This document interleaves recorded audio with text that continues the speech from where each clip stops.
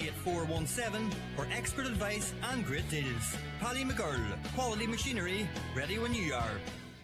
TFI Local Link operates evening and weekend services throughout rural Ireland to help you stay connected 7 days a week. We know life doesn't just happen 9 to 5, so if you're commuting, shopping, visiting family, or going out in the evenings or on the weekends, let TFI Local Link take you there. Visit transportforireland.ie. Highland Motors are celebrating not one, but 3 2026 Irish Car of the Year awards. The new Dacia Bigster won Medium SUV of the Year, while the iconic new Renault 5 has been named Compact Car of the Year and won the ultimate crown, Irish Car of the Year. Pop in for a test drive and see for yourself why these fantastic cars are award winners. At Highland Motors, Mountaintop, Letterkenny.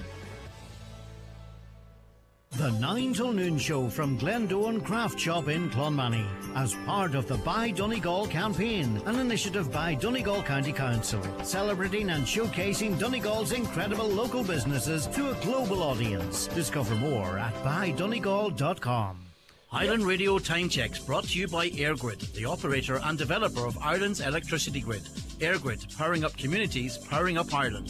The time is... The time now is 18 minutes past 9. You're very welcome back to the programme. I hope I can say good morning now to Emer McGuinness. Hi, Emer. Morning, Greg. Great to have you with us. Cloud flare, whatever that is, in the sky wasn't working and a load of big sites came down, but here we are. Yeah, well, I know it's good to get on, chat. Yeah, but you're in the car. You didn't think you had the morning off, did you, and just left the house? What's going on? I thought there was something wrong in the house, so I left the house. But anyway, it's not the house problem. No, it's good. We were all in the same boat. Emer. John McAteer is going to be joining us again very shortly as well, and we've got Cathaoirleach Paul Canning with us. Just some breaking news overnight. People might say it's just the Eurovision, but it's not just the Eurovision, right? We had a decision whereby the governing body of Eurovision has met. They've made some changes as to how voting is done, how people can promote their countries and all this type of stuff. This is the pushback from how Israel performed in the competition last year, but also obviously the wider conversation of their involvement is based on what they're responsible for in Palestine. So the EBU have decided to allow them to participate. Instantly Ireland became one of 4 countries to say no, we're not participating in that. The right decision, Emer, and I suppose we're talking now really not about a song competition. This is a geopolitical sort of conversation now, I suppose. Yeah, it's kind of, but you can see it developing over the last few years. You know, it's not really about a song competition anymore, and that's very frustrating when you're sitting watching it every year. You can almost predict what's going to happen and what country's going to vote for whoever. It's not based on the song, which is also, I think, awful for the people who go out there and participate in it. But thankfully, yes, Ireland did make the right decision for. Sometimes they don't, but they did this time. And I don't think we should be broadcasting it, the fact that Israel is still involved. Paul, what's your feelings on it? I mean, as I say, you might say, well, I've never watched the Eurovision Song Contest, but I suppose this goes a bit bigger than that now. Yeah, well, I think it's a wee bit of listen, I agree with the actions being taken, but I think it might suit the people financially, and it might work all right for them. But you mean RTE, who are struggling as it is, yes, even though they're getting $250 million a year, yes, and licence fee payers money? Yeah, I would be in agreement with that. I think it's an easy shout. And I'm wondering, whenever they are taking the high moral ground, we have a lot of European football matches, Champions League.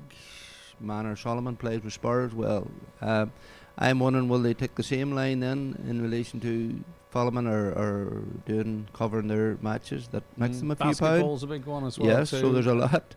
This Eurovision probably costs them money, and I would say it's an easy option for them. But also too, and I'm not saying this is a reason not to take the action that they took, right?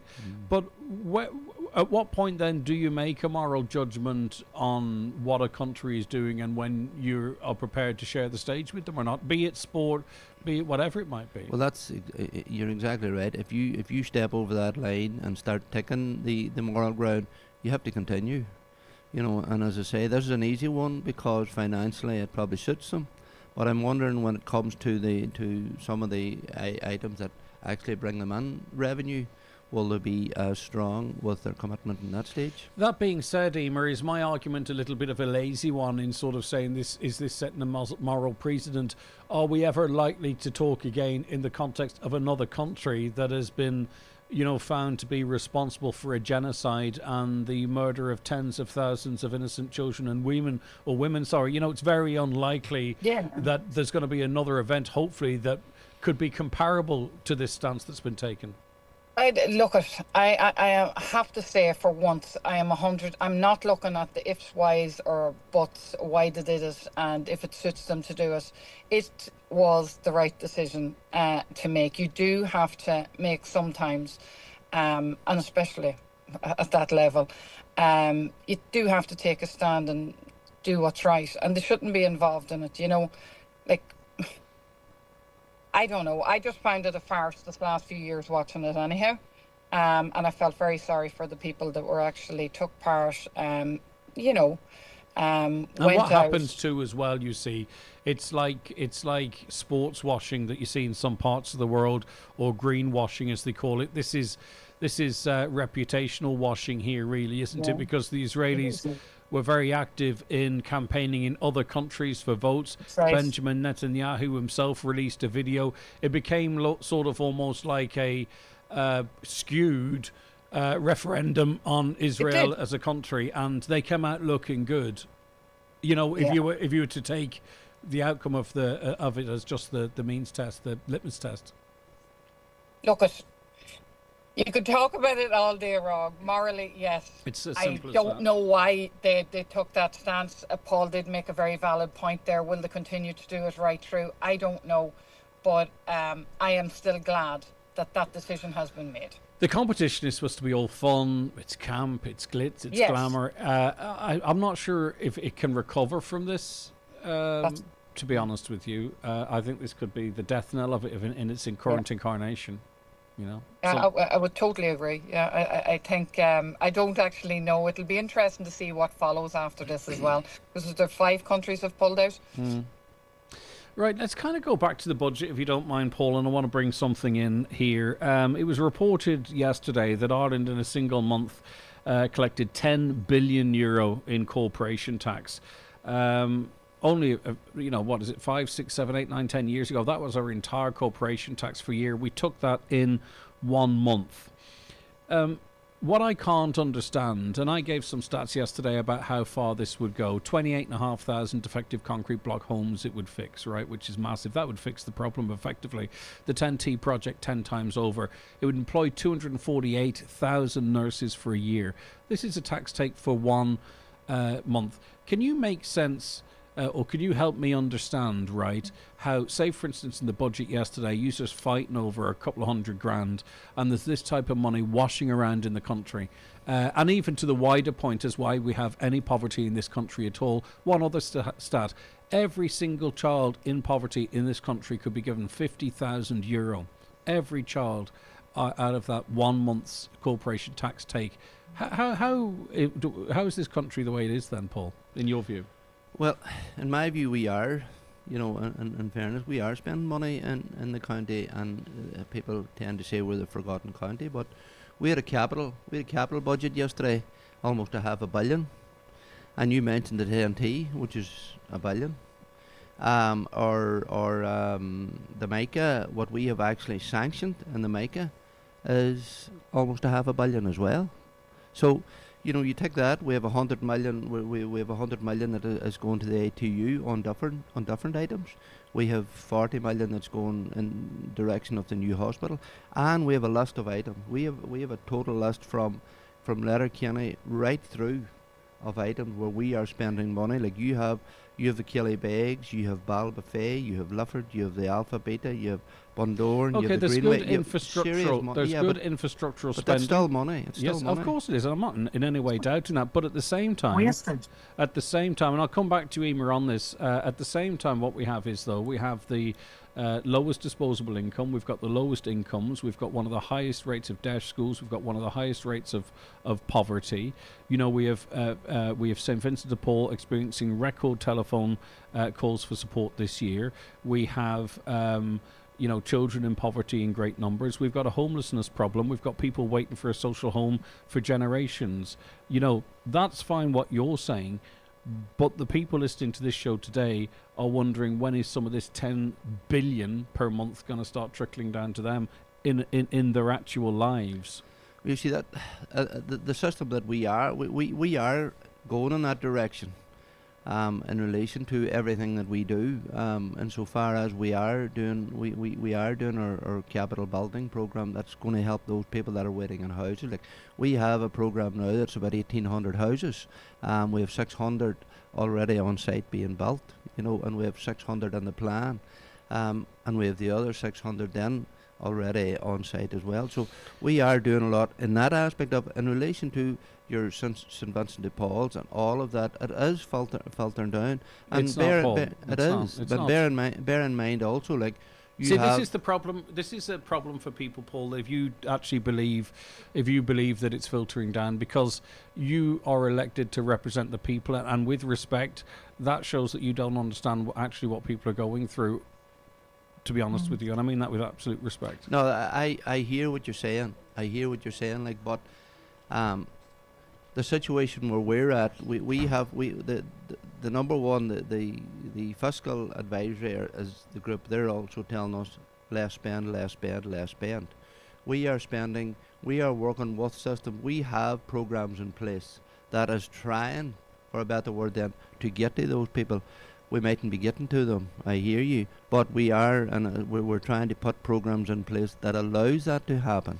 Well, you did have a program in place last year. It was the supports, the financial supports. You could do 5 years of those with 1 month of corporation tax, and nothing for those people this year. I'll come back to you in case you want to refute that. Emer, sorry, I know you're chomping there to get in on this. What's your views on what's the situation? I don't know if I am, because I was kind of, when I seen the topics this morning, I was dreading coming on because I was afraid I'd probably go too far. But I read a post last night. I listened to what Paul said. I know they're doing their best in Wales, but there is so much money squandered, both nationally and locally. Like, we seem to want to be one of the richest countries, to be economically up there. But our middle class people that have just middle class average jobs, just go out to work every day, are really struggling and suffering, and we're the ones being nailed every day. Like, I read a post last night on support nurses and midwives. I don't know if you've seen it, Greg. It was about a man had wrote a letter into them, and he had seen this money that had been given to Ukraine, and he didn't want to be named. He had lost his wife, he had lost his 2 sons to cancer. His wish was that he'd get to see them shortly. He had no money to fix the heat in his house because he had paid. It was just a really, really sad story, but I think it kind of clicked with everyone, because everyone has the same thing. Like, we're talking about, and Paul has mentioned there about loads of different things that they spend money on. Come down to Killybegs. You mentioned Killybegs there, Paul. Like, there's been money invested in buildings that are probably, will they be used? Will they be used 2 or 3 times a year? And yet there's children sitting waiting on, and this is at a national level. Everything, as Greg just said, is broken. Like, children with scoliosis, you see it every night, treatments. I was in St Luke's Hospital yesterday, and my God, I'll tell you something. When, in a few months' time, I intend to try and raise money for places like that. But that is an issue. Again, all this money for all these great charities and organisations is raised, and the money is collected by normal people and taken from normal people that are already struggling. That shouldn't be the case. This is where our money should be going. It should be investment in things locally and nationally, and that is what our representatives should be doing. Not building buildings. I understand the frustration people have about the €150 million going to Ukraine, but this is what I don't understand. is that no one seems to care that we can make 10 billion euro in corporation tax in a month. Like, where's it gone, Greg? So what I mean is, even if that 150 million, say for instance Zelensky scams 100 million for himself and 50 million reaches people that need it, right? Just let's say hypothetically, that 10 billion, people aren't making any mental connection to it. 10 billion in a month of corporation tax. John McAteer, and businesses closing. Yeah, John McAteer is joining us here now. John, we're trying to square the circle of this massive income that we have. I'm not sure if you heard, but Councillor Canning, and quite rightly, none of the statistics or stats he says was wrong, was talking of the major investment that's happening in Donegal. But there seems to be buildings. In buildings, as Emma just pointed out, but there seems to be a big gap between what's coming into this country and what normal people are feeling on the ground.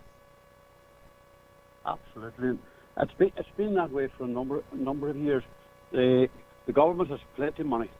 The exchequer balances are very robust and very strong. It's not related to us down on the ground here. We're not getting that. I've never seen less sentiment than I'm experiencing this Christmas time, and that's all right across the county, and it's probably the same in every other county. Ever since the government came back to office last year, they seem to be misfiring. They're launching more plans after proposals after more plans, and the boots on the ground to build the houses, to repair the infrastructure is not there. All we're seeing is around major towns and major developments where there's big money being spent on active travel.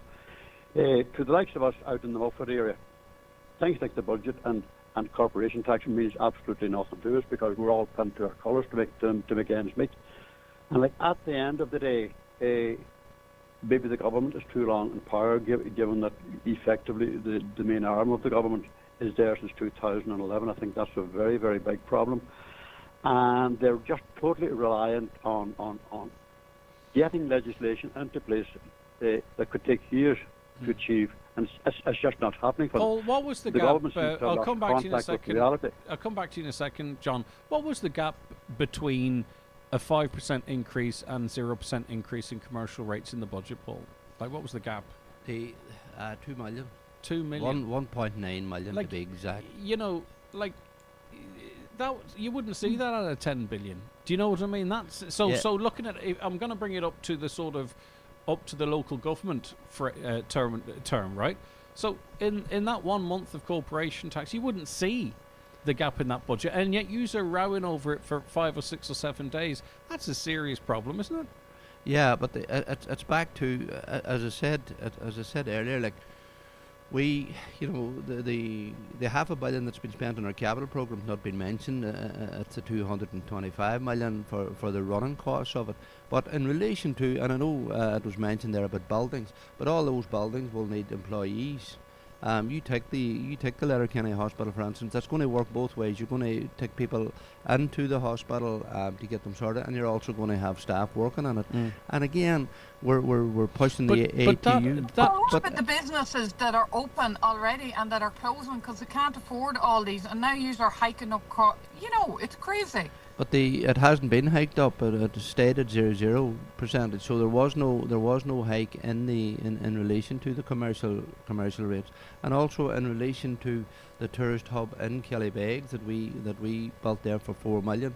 That is purposely to bring as Kellybegs. We were informed that Kellybegs needs the tourism and it needs the package, and we're trying to do a community building and there for the people in Kellybegs, for that community. Okay, listen, we're going to come back to all of this, and I want to bring John McAteer back in, but we do have a quick ad break to take. We're in the company here of John McAteer, editor of the Tyrconnell Tribune newspaper, Councillor Paul Canning, Cahirlock of Donegal County Councillor, and the manager of Donegal Mart, Emer McGuinness. Now, just to let you know, we are broadcasting today live from the Glendowen Craft Shop in Clonmany. It's to celebrate By Donegal, and we're surrounded by amazing items here, produced here, available here, and available to buy as part of By Donegal. And there are hundreds upon hundreds of businesses available for you to have a look at on the By Donegal website. Just search out in Google. We'll be telling you much more about all of that and answering your legal questions all between now and 12. Watch the show live now on YouTube, Facebook and at highlandradio.com. The 9 till noon show is brought to you by Letterkenny Credit Union, offering low-rate car loans with fast approval. Apply online at letterkennycu.ie or in office today. See the Furies live on their last ever Northern Ireland concert at the Millennium Forum Derry on Thursday, May 21st. Tickets from the box office 04871264455 and millenniumforum.co.uk. Enjoy Red Rose Cafe, Suite 16, the Green Fields of France and lots more. The Furies, the Millennium Forum Derry on Thursday, May 21st. An ideal Christmas gift. The 2026 commercial range is here at iMotors. Upgrade your fleet with a Nissan Primastar or new Nissan Interstar and get either fuel up or tool up. €1,000 fuel or €1,000 tools with your purchase. You invest in your van and we'll invest in your business. Reliable vehicles that keep your business moving. All backed by 5 years warranty. Pre-order before December 23rd for a chance to win €10,000 exclusive to iMotors. iMotors, the fearless generation. At Hidden Hearing, we believe you should keep hearing it all. Keep dancing. Keep celebrating. Keep laughing.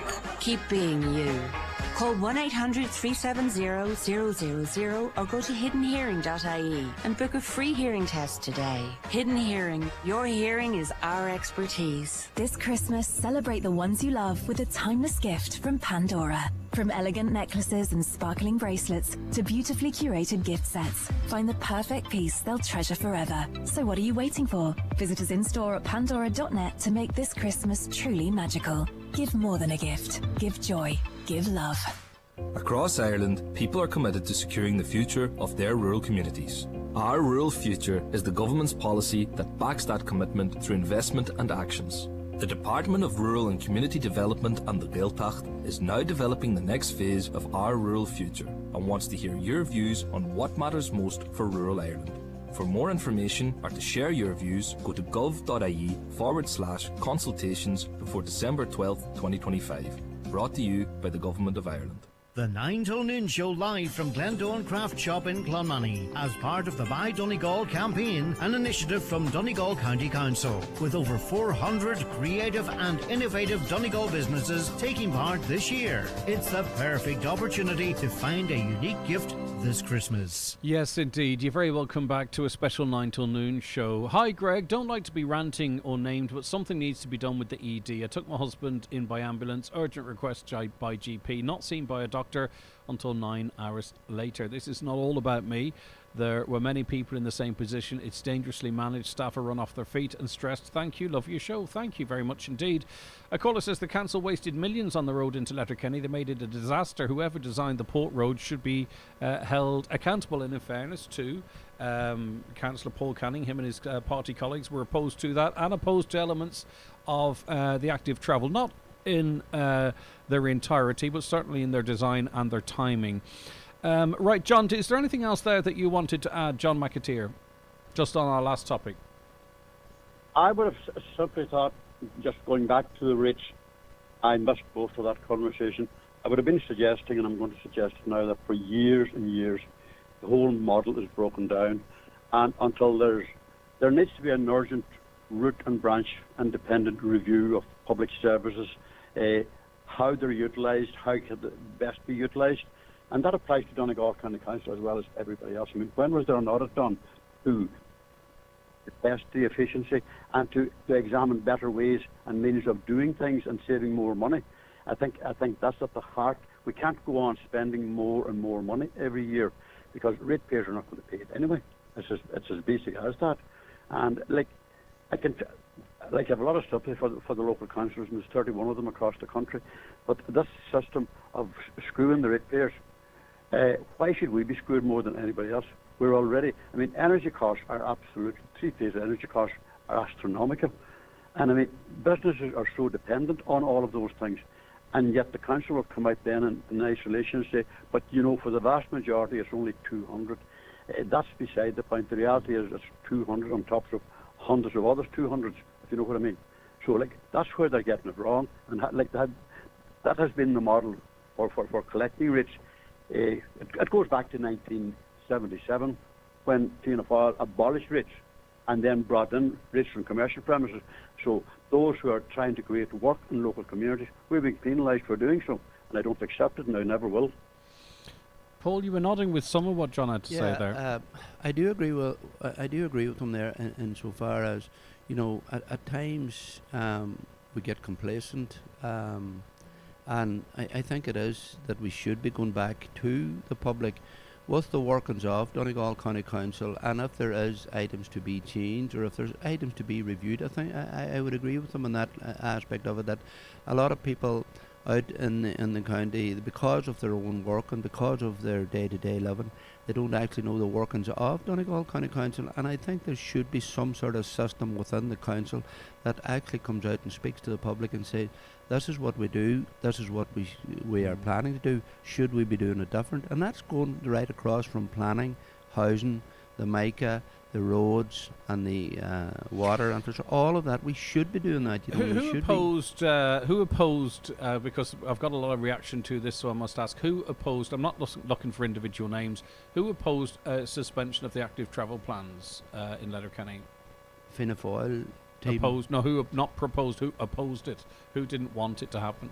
The active travel? Yeah, the delay in it. You wanted it. Oh, sorry, the Fianna Fáil party and Declan Meehan, and there was a number of them. So you were in favour of deferring it? We were in favour of deferring it. And Sinn Féin as a bloc? Yeah, the Fine Gael was along with us as well.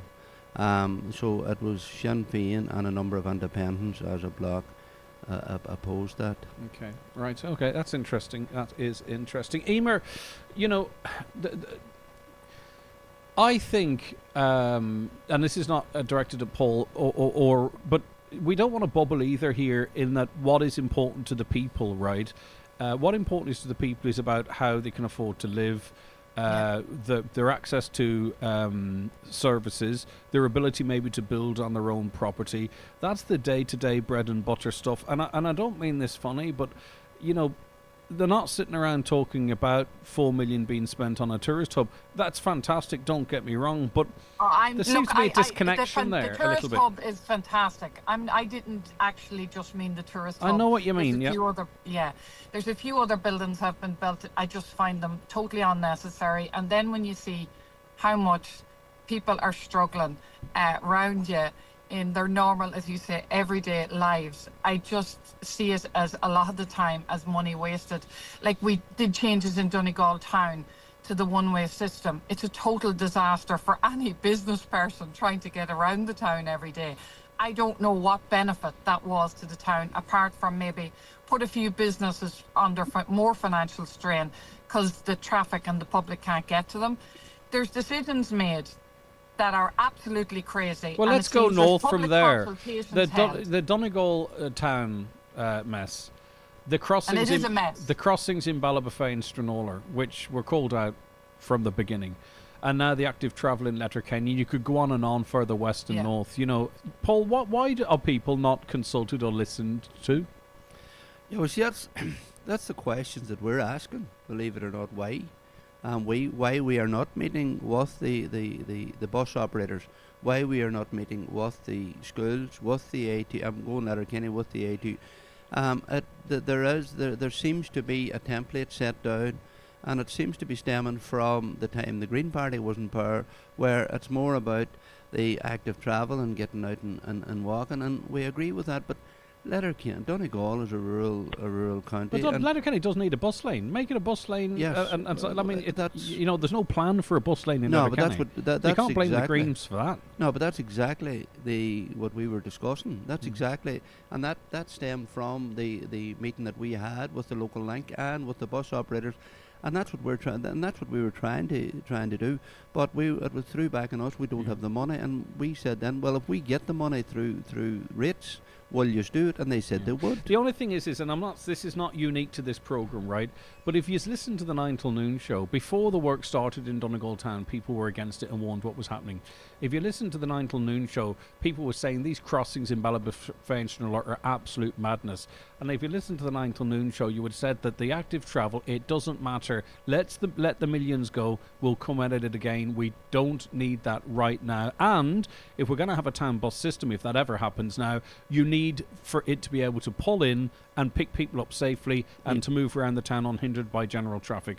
But people don't seem to listen. Yeah, but just we can match you word for word there. If you had to listen to the Fianna Fáil councillors and the chamber, we said the exact same thing that you said on your show, exactly, and they doesn't listen to us either because we are not the majority. And John McAteer, your front page of the paper every week, is reflects what the people feel. I mean, you know what's going on. I do indeed, and active travel and all that kind of thing. It's costing the council a lot of money. Say you're getting 4 or 5 million down this year. It'll probably be bigger next year. It's costing the council 20% of that. It could run on to 800,000 euro. So they're going to have to borrow. Active travel is anti-business, and the sooner that gets into the heads of the people that's running Donegal County Council, the quicker it is. Because we don't want to go into Letterkenny, but we must go in. I was in Letterkenny all day yesterday. I was in Letterkenny on Monday. I was in Letterkenny last Thursday.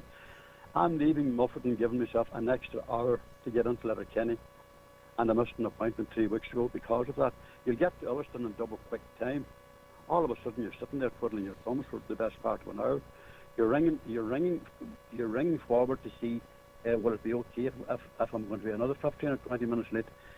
People are fed up to the teeth of that. Carry on. I mean, everything that they seem to touch, and it's not the council's fault.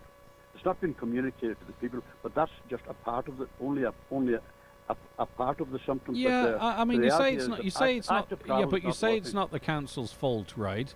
The reality isn't. Again, in credit to Fianna Fáil and where they did resist the 4 lanes.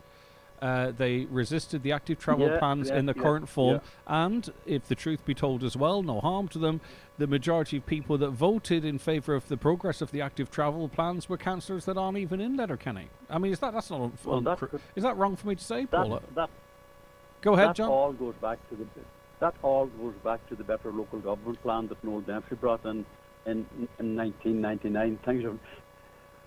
The powers that councillors need and that councils need is not there. It's been taken away from them. It's been eroded. And from what I can see, as far as the Department of Local Government is concerned, the local councils are a bit of a nuisance. They're handy for collecting bits of money, but they won't give them any authority or power to make their own decisions. And to make those decisions, you need a bigger budget and you need a proper budget. Donegal County Council doesn't have that. We probably have some of the best councillors in Ireland, and they're as frustrated about it as we are. I'm totally frustrated about it as a journalist, writing about it week after week, and just getting the feedback. Because when you write about these things, I'm getting feedback from way outside our catchment area, from as far away as Dunlow and then Shone, Malonhead. People are just reluctant to go into Letterkenny. All right, and I mean, there's something done about that. Yeah, that's John, going to keep getting worse. Stay where you are. I have to take a break. Back with more from all of our guests in a moment. The 9 till noon show with Letterkenny Credit Union. Simplify your debts with a debt consolidation loan from Letterkenny Credit Union. Call us on 074 9102126 or apply online via our app or in office today. The Three Amigos, Jimmy Buckley, Robert Mazzell and Patrick Feeney are back on tour. This award-winning show is full of laughter, music and song. See The Three Amigos live.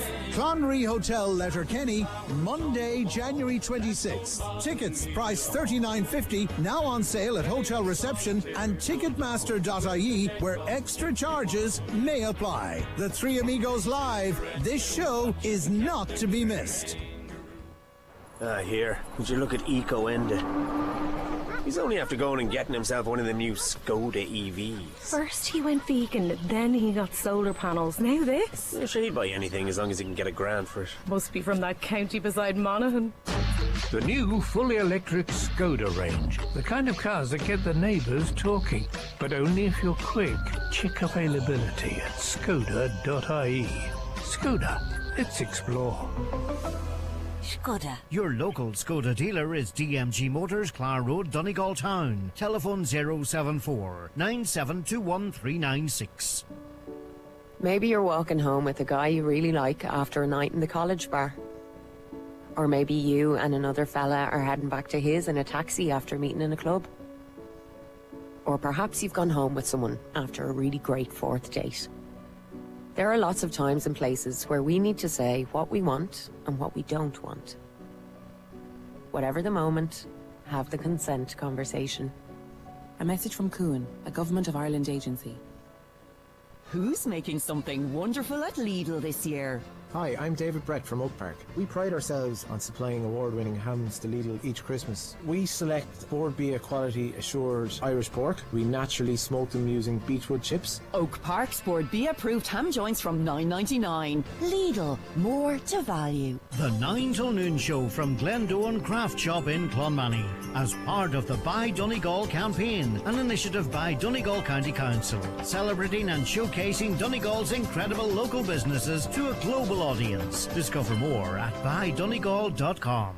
Highland Radio weather updates with McElhinney's. Find Christmas inspiration for everyone, from top beauty gifts to perfect last-minute ideas. Visit us in Ballybuffet to explore the full range, or shop online anytime at mcelhinneys.com. So becoming wet and windy this morning, with rain extending northeastwards and turning heavy in places. Now the rain will give way to scattered showers through the evening, with the winds gradually easing there too. Highest afternoon temperatures of 6 to 9 degrees. So we've talked about the pressures businesses are under in Donegal. Obviously, you know, the rates is an issue. They've got a break for now, which is good news for them, of course. But there is the cost of, you know, the new pension scheme for some, electricity, and all of that. So it's never been more important that we support them, because they support us, don't they? They help pay our wages, they support our charities, they support our young people, and this is why Buy Donegal is so important. So, Emer, do you like to shop local? You're an influencer, right? You are an influencer. I'm calling you that anyway. You influence me, right? So you're an influencer. It is important where we can, isn't it, to shop local and support our wonderful Donegal businesses. It is, and we have so many wonderful businesses, you know, just all around the county and locally as well. Yes, and we should do our level best, because they are really feeling the pinch now if you talk to any of them. What I do love, and it has come, and it's getting bigger and bigger each year as well, the craft fairs as well that they hold in all the towns, and all the local producers. Like, it makes a bit of money for them local producers on them different days and nights. And yeah, I love walking around them and picking up pieces and getting wee presents. You can buy gift vouchers, you can buy hampers. I try to do all that as local as I can. When you have young ones, obviously, sometimes they want presents for clothes or different things like that. You can't really. But as much as you can, yes, we definitely should be trying to support our local shops and stay in. And if you have to go outside your town to get something, definitely stay as much as you can within your county. John McAteer, you strike me as a man who's always very, very smart, but also that everything you're wearing has been bought within 2 square miles. You seem to me the epitome of shopping local. Shopping Letterkenny. Yes, say shopping not. Letterkenny yesterday. Spent €800 in Letterkenny yesterday. Say what? I spent €800 on I thought we put a €15 cap on our Christmas presents, John. I'm not talking about Christmas presents alone. I spent €800 on Letterkenny yesterday, between buying boots and buying clothes, jumpers, trousers, all that kind of thing. It's putting money into Letterkenny and to business. I spent ages in Letterkenny in the last couple of weeks talking to business people, and people are not shopping local. Online shopping, we see it everywhere. There is no sentiment to support local business. The sentiment is not there. People don't even think of supporting the local shops. I mean, we have lost a shop in the post office. We don't have any businesses literally left in Ireland apart from 3 small shops. Like rural Ireland has been dying like this for a long, long time.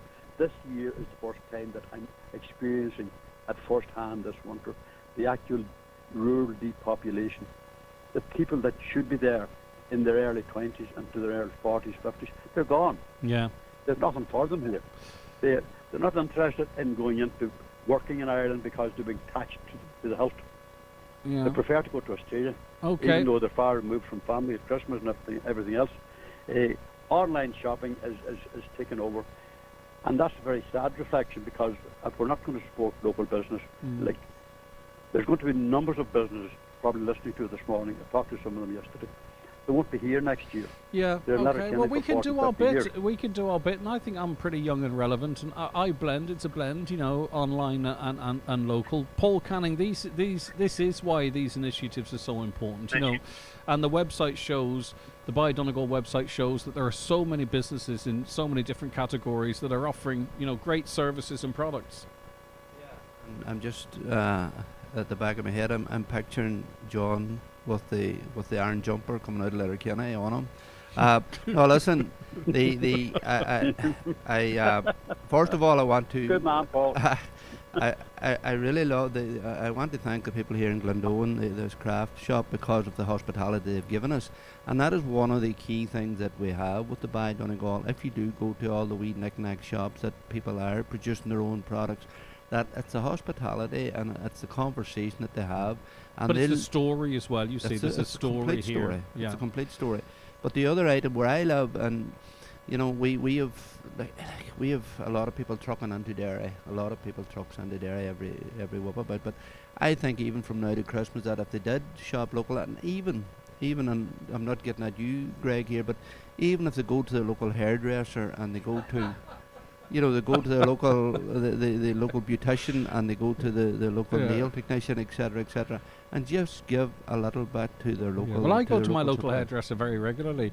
Come here, but we'll leave that for the late night show. Finally, have you anyone to say happy birthday to? Yes, I need to say, and going back to our local supplier, like I need to say happy birthday to my daughter Vanessa, who is she's not 30 yet. She's very close to it, but she's not 30 yet. So I want to give it her birthday now in the next couple of days. So I want to offer Happy Vanessa birthday, a happy Vanessa. birthday. Thanks so much, Emer, for joining us, and sorry for getting you out of your lovely warm house. Have a wonderful All right. weekend. Look after yourself. Bye-bye. You too. John McAteer, it's always a pleasure. Thanks for working through the tech issues for us. Look after yourself, John. Chat to you soon. Thank you, Greg. Bye-bye, John. morning. And Paul, listen, thank you for coming over as Cahirlock. It's great for you to be here on a number of levels. Is Jim O'Callaghan in town? He's halfway out the door already. Yeah, well, I'm supposed to be at Rock Hall at 11. All right, go on. For a presentation. Go on. for We'll the- chat for to you the local after the enterprise. news, which will be a little bit delayed. The 9 till noon show is brought to you by Letterkenny Credit Union. Digital loans now available. Apply online or via our app today and get your loan transferred directly to your current account. Are you feeling stressed, in pain, or in need of a reset? Imagine a place where gentle healing vibrations, light and sound gently wash over you, nurturing both your body and mind, melting away tension and easing pain. This is possible at Beyond Light Therapy, designed to support deep relaxation, renewal, and your body's natural ability to heal. People report a sense of calm, improved mood, mental clarity, and renewed energy. At Beyond Light Therapy, where health begins, experience the first 60-unit energy enhancement system on the planet. Call us today to begin your journey. Grab the perfect Christmas gift with Homeland's December mega deals. DeWalt 18-volt XR Combi Drill, now half price, only €149.99. Ninja Pro Air Fryer 4.7 litre, now €89, save €30. Segway 500 square metre robot lawnmower, now $869.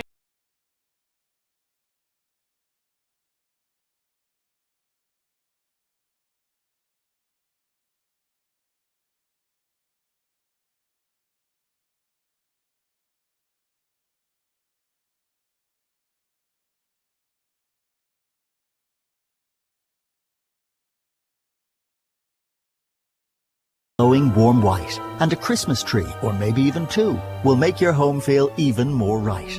Enjoy Christmas. Visit us in store, shop online at homestoreandmore.ie. Home Store and More. A happy home.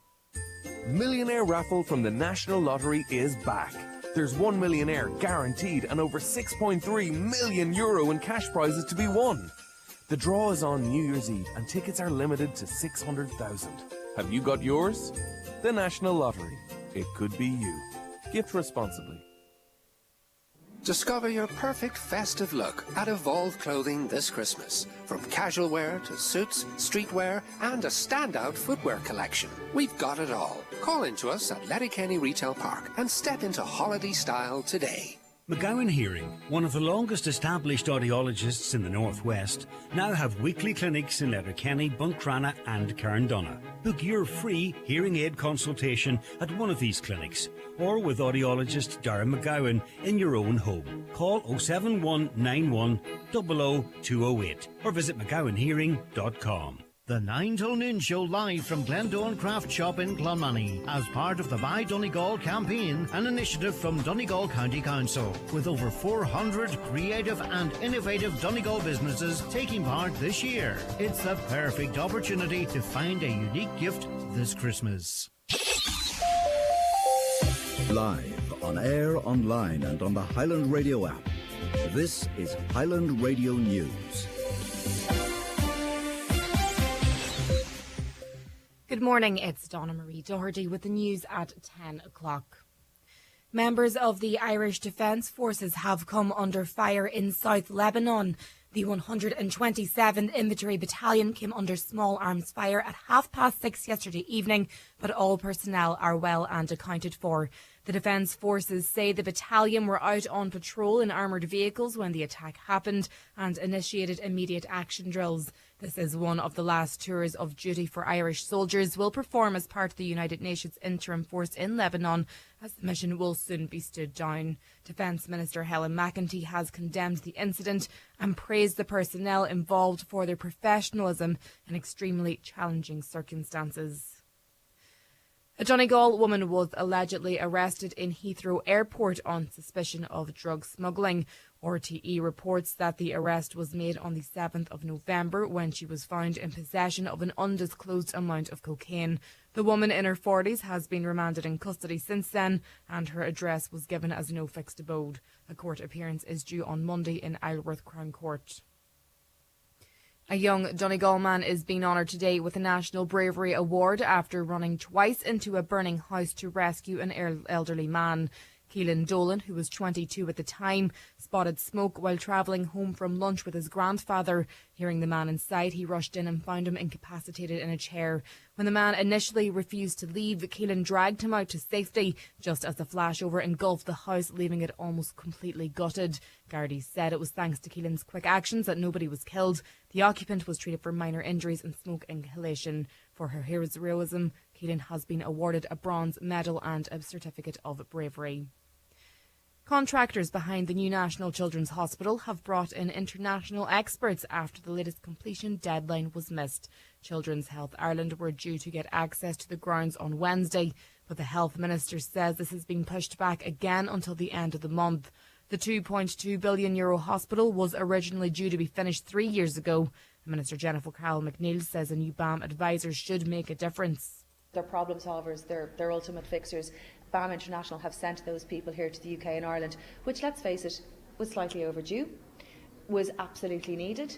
But to be fair, I am seeing some of the benefit of that work. But I strongly suggest that we go and ask BAM the question, when will you have your ducks in line that you can fulfil your contractual obligations to the Irish state?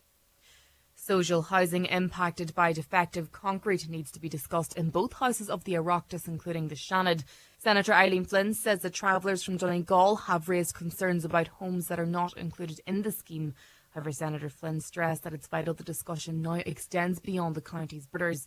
Speaking in the chamber yesterday, she says she's happy to begin the groundwork to see a debate. We haven't even touched on the local authority houses, social housing that's impacted by affected bricks. We need to have that conversation. I have no problem in doing up a piece of legislation that will include in local authority houses, again, community services. And I think it's not just a matter for Donegal. As I said, it's for the whole country. So I would welcome a debate maybe early January, February, and affected concrete in these houses, so that we can all get a feel about what's going on the ground. It's emerged a major security alert was triggered during President Volodymyr Zelensky's arrival in Ireland on Monday night after a Navy ship spotted 5 drones flying near his aircraft planned route off of Howth. The drones were sophisticated and appeared during a no-fly zone, but Zelensky's plane arrived early and was never in danger. Officials believe it may have been an attempt to disrupt flight operations, similar to incidents seen elsewhere in Europe. Russian involvement is considered possible, but there's no direct evidence. Security analyst Declan Powers says it will be a wake-up call for the government ahead of its EU presidency. It's not surprising that they would be attempting to flex a bit of muscle at a time like this. And what it is a useful wake-up call for the Irish state and Europe to be better prepared coming into the European presidency, and particularly for Ireland in hosting any of the summits that we'll have to host.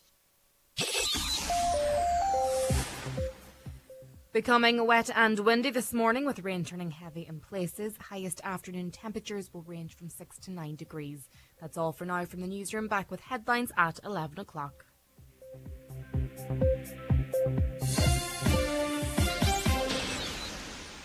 The obituary notices this Friday morning, December 5th.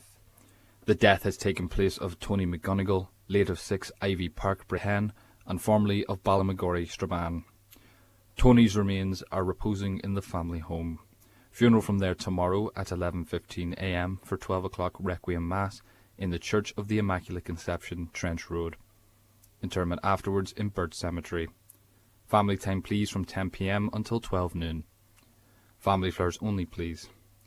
Donations in lieu of flowers, if wished, to Friends of Altnagelvin, Ward 40 or ICU, care of Mr. Peter Nicol, MDEC Unit, Altnagelvin Hospital. The death has taken place of Teresa Ferry, née Barrett, Carnamugga Upper, Letterkenny, reposing at the residence of her daughter Sarah and Gavin Crawford, 54 The Grange, Letterkenny, today from 12 noon until 8 p.m. House private at all other times. Requiem Mass tomorrow at 11 a.m. in St. Eunan's Cathedral, Letterkenny. Burial afterwards in Rathmullen Cemetery. Mass can be viewed on churchservices.tv. Family flowers only, donations if desired to Alzheimer's Society Donegal, care of any family member. The death has occurred of Sarah McCrory, née Doherty, Cavanagh, Ballindrate, reposing at her late residence all day today. Funeral from there tomorrow morning at 10:30, going to St. Patrick's Church, Murlough, for 11 a.m. Requiem Mass, with burial afterwards in the adjoining cemetery. The funeral mass can be viewed on clonleyparish.com. Family flowers only please, donations in lieu if desired to the Patient Comfort Fund, Letterkenny University Hospital, care of any family member or Kelly's funeral director. The death has taken place of Patrick Pat Devaney, London, formerly of Ray, Manor Cunningham. Funeral Mass today at St. Eunan's Cathedral, Letterkenny at 11 a.m, which can be viewed on churchservices.tv. Burial afterwards in St. Columba's Church Cemetery, Dromahal. Family flowers only please, donations if wished to the Kevin Bell Repatriation Trust, care of Pascal Blake, funeral director. For family information and more details regarding wakes and funerals, please go to highlandradio.com.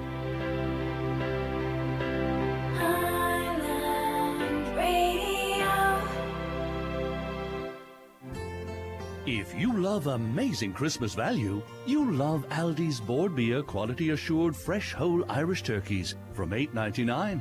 In store from December 20th, ready to crown the Christmas table. Our festive frozen party food, including southern fried chicken bites, 12 duck spring rolls, and a vegan party selection, all at just $1.99. That'll get you in the party mood. If you love Christmas, you'll love Aldi, while stocks last.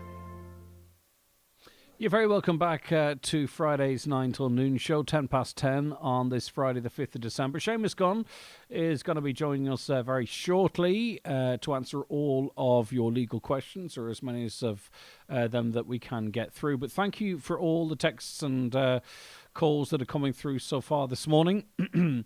In relation to the new Donegal football jersey, a caller says, I find the price of these jerseys scandalous. At half the price, I would consider them dear. What do other people feel as it puts terrible pressure on parents? In relation to Israel not being in the Eurovision Song Contest and us, No Fault Eurovision has become a farce. It's not a song contest anymore. No real talent in it. Thank God it's not going to be shown by Ireland or RTE. Boycotting is seen as a strong and high-profile protest against the actions of the Israeli government, but it could all backfire on us as a nation. On to other topics here now. No one in a wheelchair can go down Letterkenny Main Street because it's inaccessible. It's all delay with everything in this country, and it's a bureaucratic nightmare trying to get through to any government or utility company.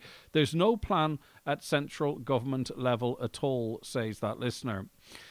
Good man, Paul, you defend your party. Delusional party politician again. We are, he says. We are not believing you, says the listener, but Paul believes what he believes, and he's able to quote, what he believes is Fianna Fáil's record. Greg, I watched the Donegal County Council meeting yesterday. Fianna Fáil and Fine Gael put a political spin on the budget. Voting to raise commercial rates is totally wrong, and the county hanging by a thread.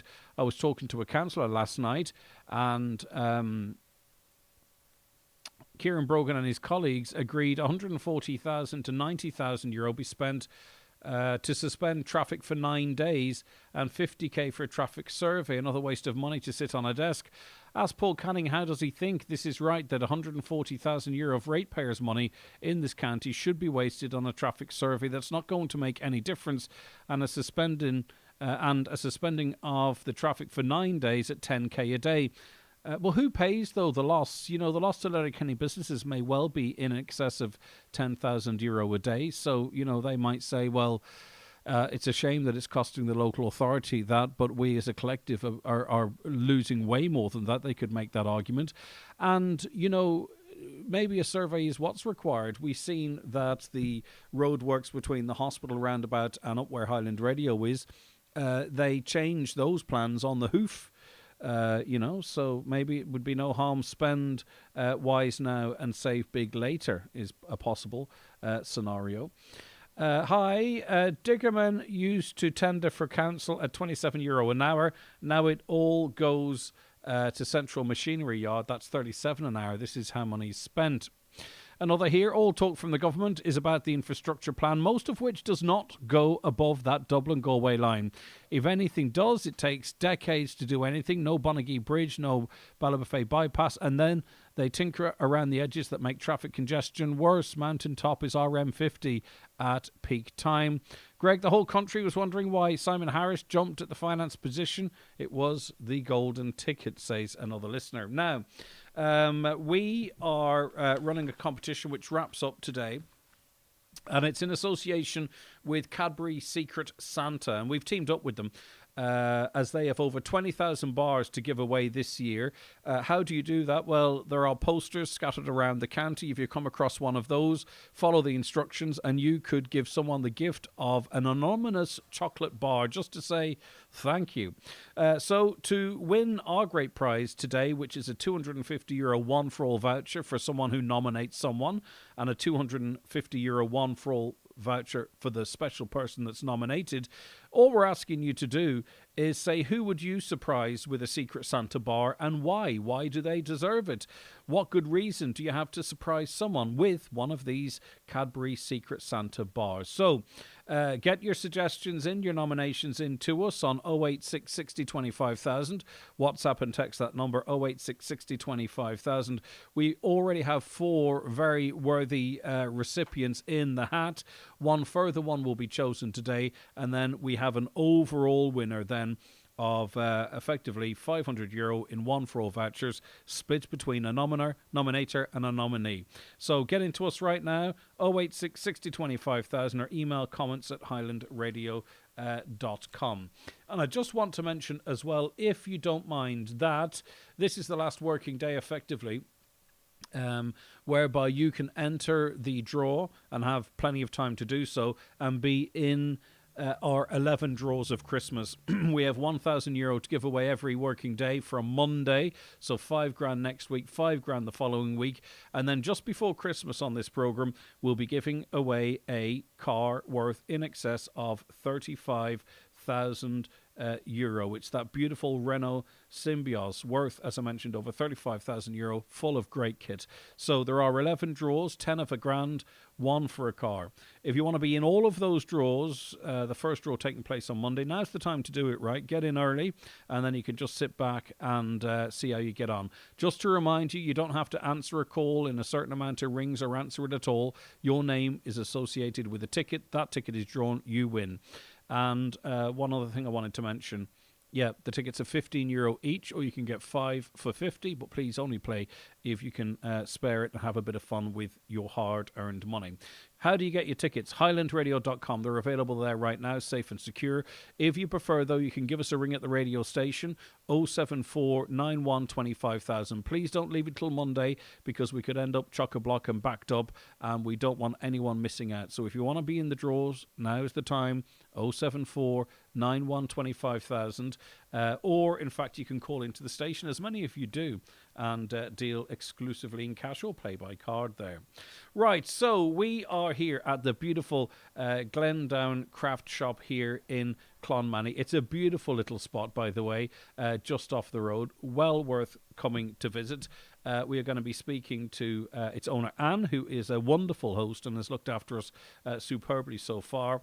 We're going to discuss some of the work that goes on here, some of the traditions that are kept alive here as well. But also we're going to be speaking more broadly about this Buy Donegal initiative. It's to increase awareness of really the fantastic products that are out there. There's some amazing diversity and quality of Donegal businesses, and it can be like where we are now, where you can get beautiful handmade crafted items, or it could be, as Paul Canning said, your local hairdresser, your local nail bar. It's just all about recognising these local businesses and supporting them, because what you get in return is high quality, great value products and an excellent customer service. So much coming up in relation to that whole Buy Donegal initiative, but we're going to take a break so you can play the bingo numbers, and then we're going to come back with Seamus Gunn answering legal questions, so don't go anywhere.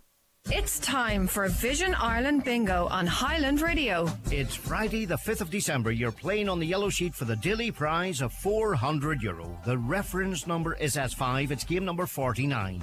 The numbers are 11, 45, 63, 50,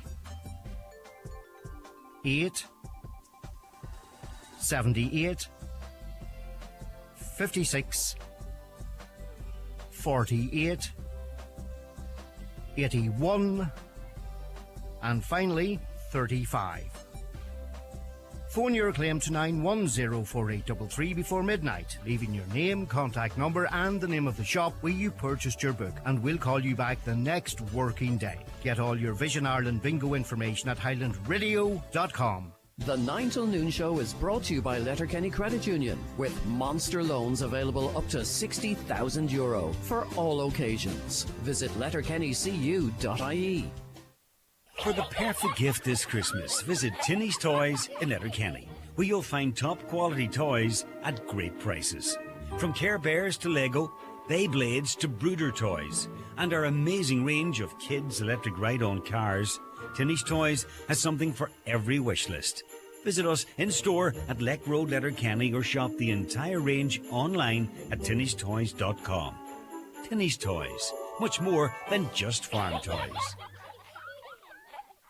At Joe McGee Butchers, we have all your needs to make your Christmas dinner extra special this year. If it's a fresh whole turkey or turkey breast fillet in a vac-pack cooking bag with a cooking pop-up timer, a delicious ham joint or succulent dry-aged sirloin steak, call in today to the award-winning Joe McGee's Butchers, Letterkenny Shopping Centre, where we have your Christmas all wrapped up. At SuperValue with real rewards, get Jacob's Elite Mikado, Kimberley and tea cake tins now €10 until Sunday. And stock up with Oyster Bay New Zealand Sauvignon Blanc wine case, only €50. Also save 33% on fresh Irish sirloin steak until Sunday. Check your real rewards app for vouchers and make it a Christmas with a difference at SuperValue. Please drink responsibly. The 9 till noon show from Glendowen Craft Shop in Clonmany, as part of the Buy Donegal campaign, an initiative by Donegal County Council, celebrating and showcasing Donegal's incredible local businesses to a global audience. Discover more at buydonegal.com. Okay, welcome back to the programme. Seamus Gunn is with me. Seamus, it's a good job Caroline isn't lying in a ditch somewhere waiting for you to answer the phone. Gosh, really? Yeah.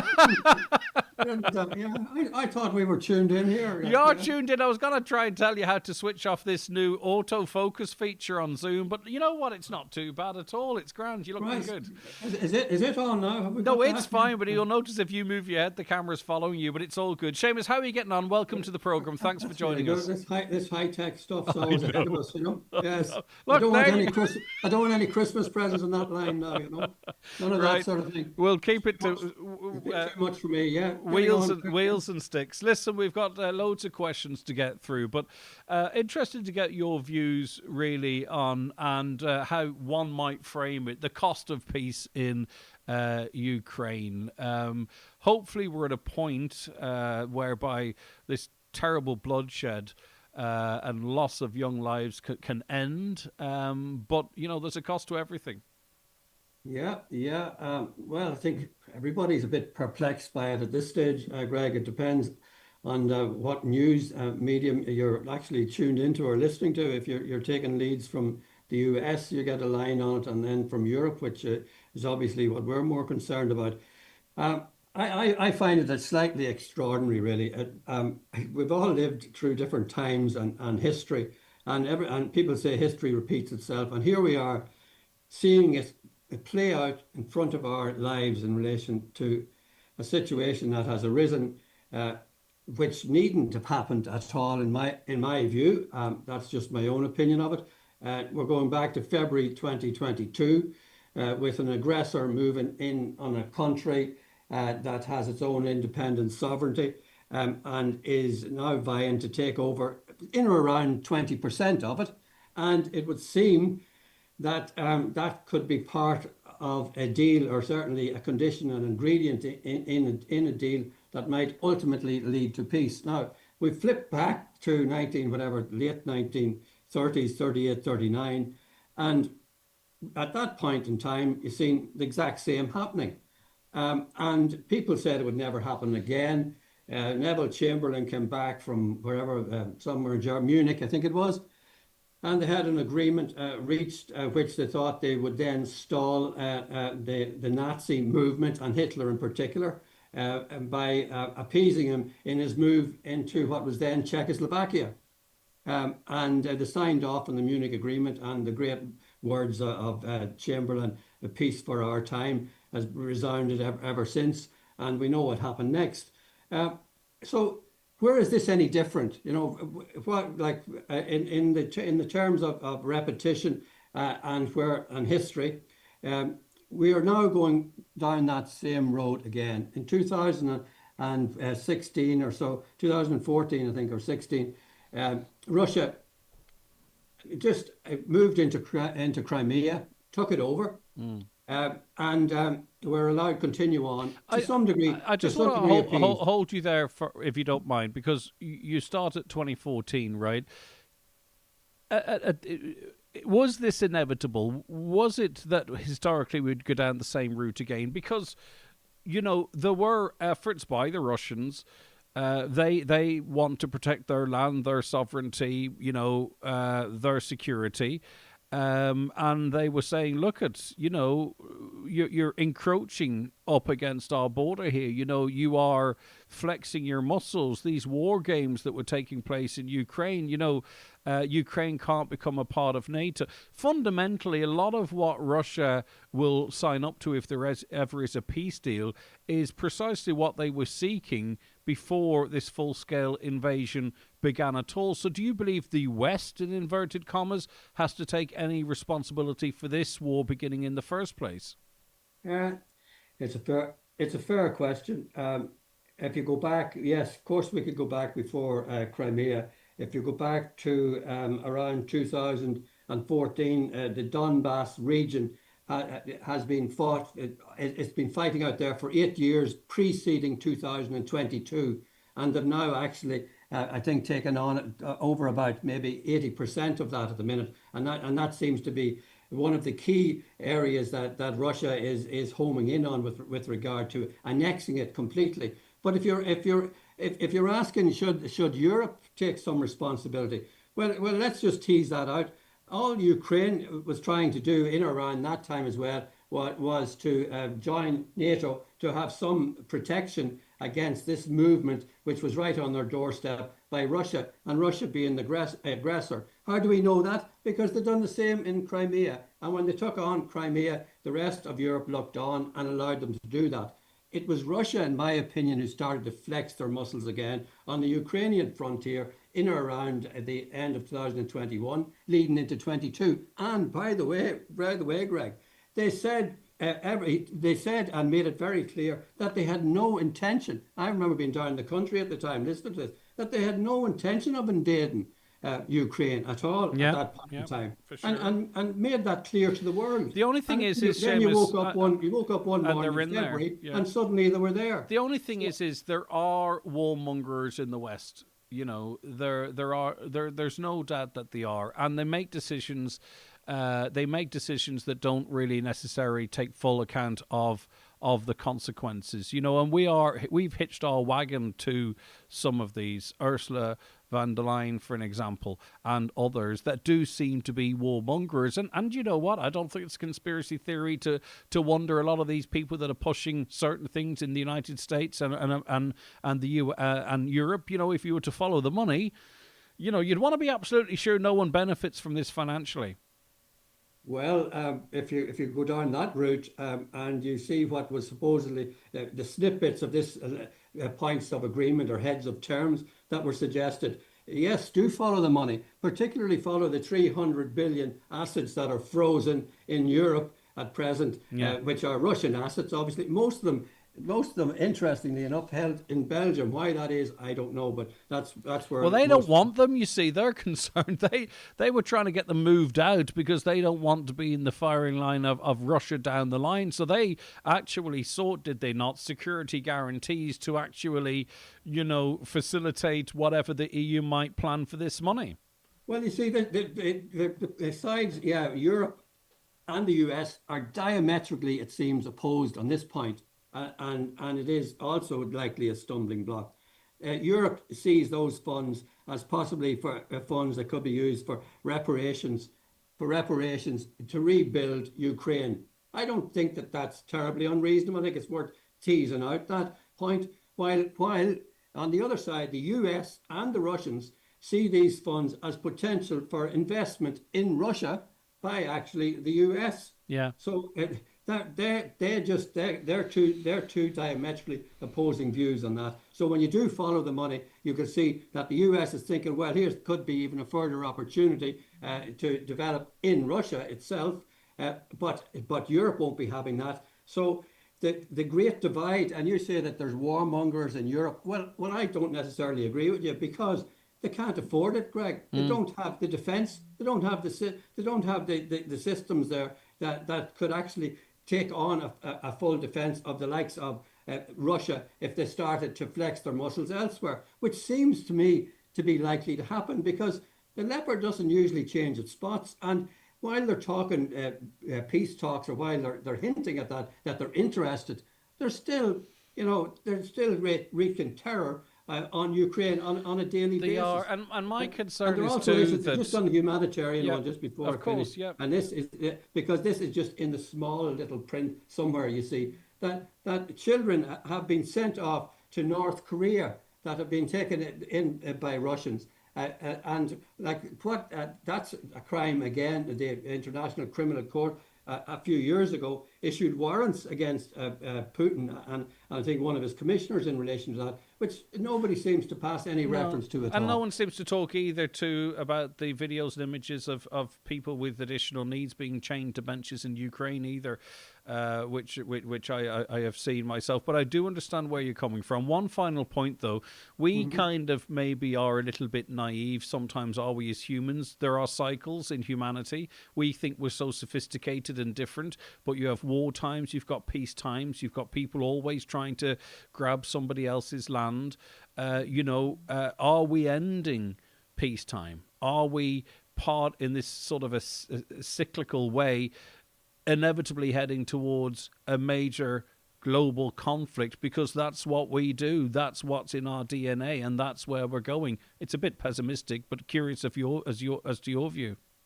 Yeah, it is pessimistic. Is it realistic?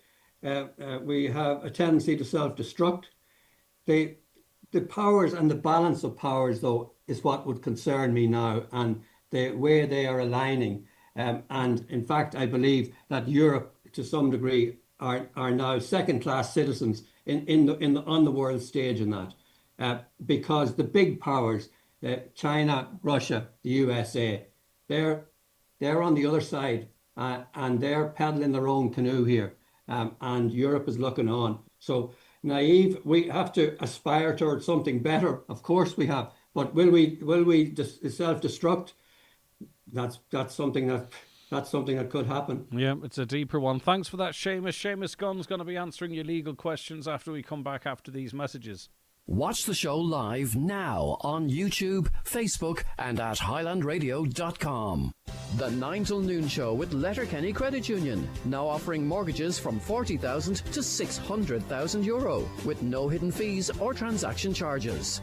Letterkenny Credit Union, 9102127. How are things? How's the family? How are you? How can I help? When it comes to supporting people living with dementia, it starts with asking how. Because how is a small word, but this social connection makes a big difference. So if you know someone affected by dementia, check in with them and learn more about how you can help build dementia-inclusive communities at understandtogether.ie from the HSC. The Private Security Authority is the government body responsible for regulating the private security industry. Every day, licensed security services protect billions of euros worth of goods and ensure the safety and security of thousands of people and businesses. When choosing a security service for your home or business, choose one licensed by the Private Security Authority. If you choose an unlicensed security provider, you could face prosecution. Visit psa-gov.ie for more information and a list of licensed security services. Bring home chef quality food this Christmas with Dunnes Stores Simply Better. Entertain in style with Irish farmhouse and continental cheeses, served alongside Italian and Spanish charcuterie meats. And there's plenty to share with Black Tiger tempura prawns or our handmade dips like our new Hot Honey Ranch. And you can save more with your 10 off 50 voucher. Dunnes Stores, make Christmas simply better. Terms and conditions apply. Voucher could be used in next grocery shop. PTSB has Ireland's lowest rate for personal loans, from 25 to 75,000 euro. So from new wheels to home renovations, we're here for your next highlight. Apply today at ptsb.ie. PTSB, altogether more human. Lowest rate source ccpc.ie, 18 September 2025, excluding green loans. Lending criteria, terms and conditions apply, subject to affordability assessment. Security may be required. Over 18s only. Warning, if you do not meet the repayments on your loan, your account will go into arrears. This may affect your credit rating, which may limit your ability to access credit, a hire purchase agreement, a consumer hire agreement, or a BNPL agreement in the future. Permanent TSB PLC trading as PTSB is regulated by the Central Bank of Ireland. For all your training needs, Northwest Forestry Services Training Department Ballybuffet offer a wide range of courses from training bodies such as NPTC City and Guilds, QQI, LADRA and ABA International. Courses include all land-based services such as chainsaw, tree climbing and rescue, pesticides, working in heights and ATV training. Other courses offered include first aid responder, manual handling and building safety, to name but a few. For a full list of training courses and availability, contact Northwest Forestry Services Ballybuffet on 074 91 32033. The 9 till noon show live from Glendowen Craft Shop in Clonmany as part of the Buy Donegal campaign, an initiative from Donegal County Council, with over 400 creative and innovative Donegal businesses taking part this year. It's the perfect opportunity to find a unique gift this Christmas. Yes, indeed, and it's a lovely shop here, I have to say. I haven't been here before, Clonmany, and any time we're in a show, I do love it. But here at the craft shop in Glendowen, and to celebrate By Donegal, Glendowen Craft Shop's hosting a weaving demonstration and a pre-Christmas sale Friday the 5th and Saturday the 6th of December, running from 10:30 a.m. to 5 p.m. And if that wasn't incentive enough, there's 20% off all Glendowen garments. Some exclusions apply, and there's lots of other bargains available too. They do traditional proper weaving here. You will have seen it featured, and the person who's responsible, who I'll be speaking to, you'll have seen it featured on Nationwide. Of course, Donegal Tweed in the conversation at the moment, because it's going to be hopefully a protected product on an EU-wide level. So you get to really come to the coalface here. So that weaving demonstration from 11 a.m. to 1 p.m. and 2 p.m. to 3 p.m. each day. So call in, stick it into your sat nav if you don't know where it is, and it will bring you right to the door. I'm in the company of our good friend and colleague Seamus Gunn, and we are going to take some of your questions now. Seamus, this is one that comes in from time to time, and you know what? It's one of those questions, when you answer it for this listener, I think you're going to answer it for a number of other listeners as well.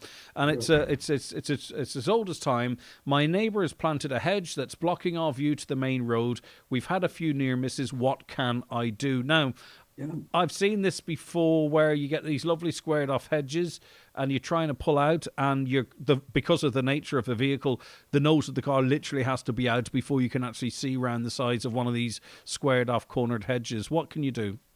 Yeah, it's we've had this type of question before, but it's never the same, Greg. And this one is, there is a slight variation here, in that seems that the difficulty here is when exiting a property, there's a hedgerow that's blocking a view. Now, at the present, if you're applying for planning permission to develop a site, that's one of the points that would be looked at by the planning authority, that you would have vision sight lines, as they call them, on each side for exiting safely onto the road. Now, this could be a situation where it goes back preceding that. But usually then, in those type of situations, you would have an easement built into, whenever, saying you were buying a site, and so you would look for sight lines on each side, so that you would be able to actually keep control of the hedges right and left, so that you have vision lines coming out, hence avoiding any danger exiting onto the public road.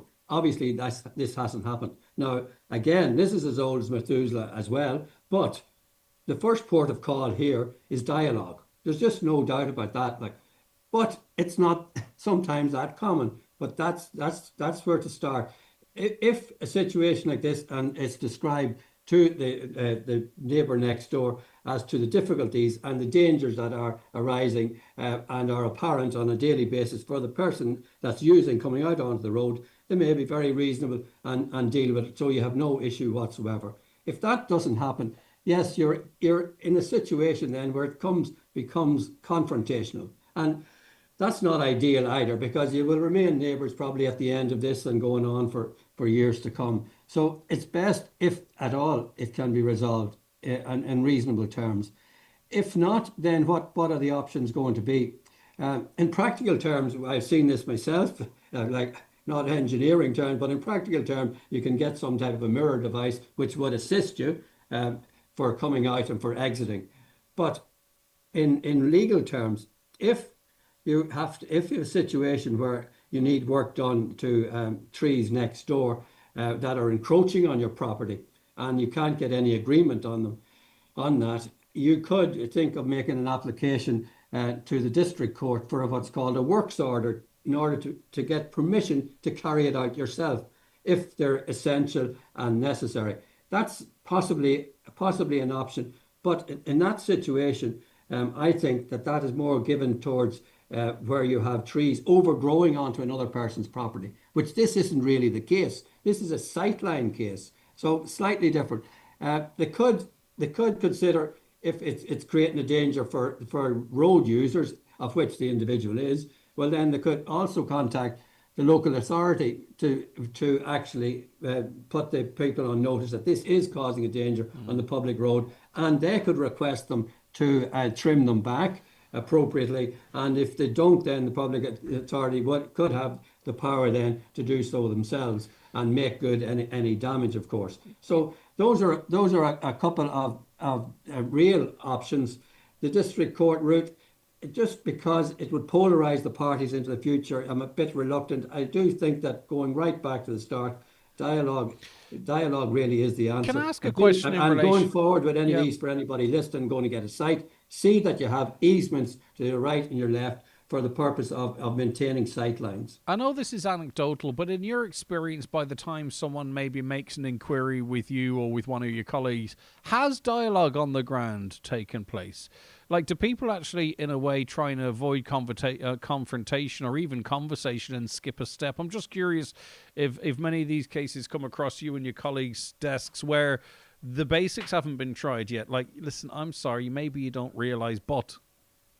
No, it's a very telling point actually, that, because I would, if answering it straight up, I would say no, that they haven't been properly explored before they arrive at the desk here, and then it's discussed and you go through, and where does it go from there? Let me just explain this to you. Well, if somebody's coming in with that situation, first of all, I'd have to establish the boundaries.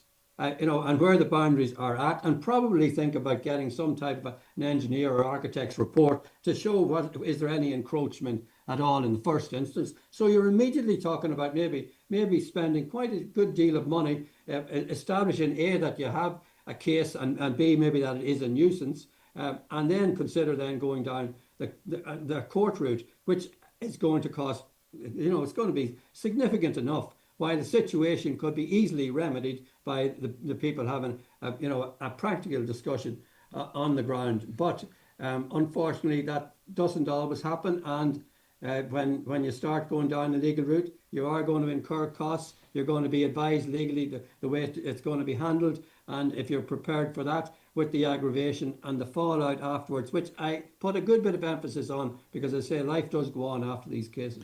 It is, and people then can begin to make your life more difficult in things that aren't related to that line of sight, for an example. It doesn't necessarily draw a line under it. I might do a couple of will ones with you, Seamus, because you've been doing this long time with Sean before now, and you know how popular the will questions are. Our last parent has passed away, and we are a family of 7. Our eldest has announced that he and the next eldest will go to the reading of the will, and not all 7 of us. The rest of us are unhappy with this. What's your legal advice? Thank you. Yeah, well, the reading of the will, it's like an old-fashioned term. It's something that I haven't practiced in some time, actually, where you're dealing with an entire family, because it'll be my view that the relevant parties involved in relation to the will are the executors of the will. So they're the individual or individuals, regardless of how many.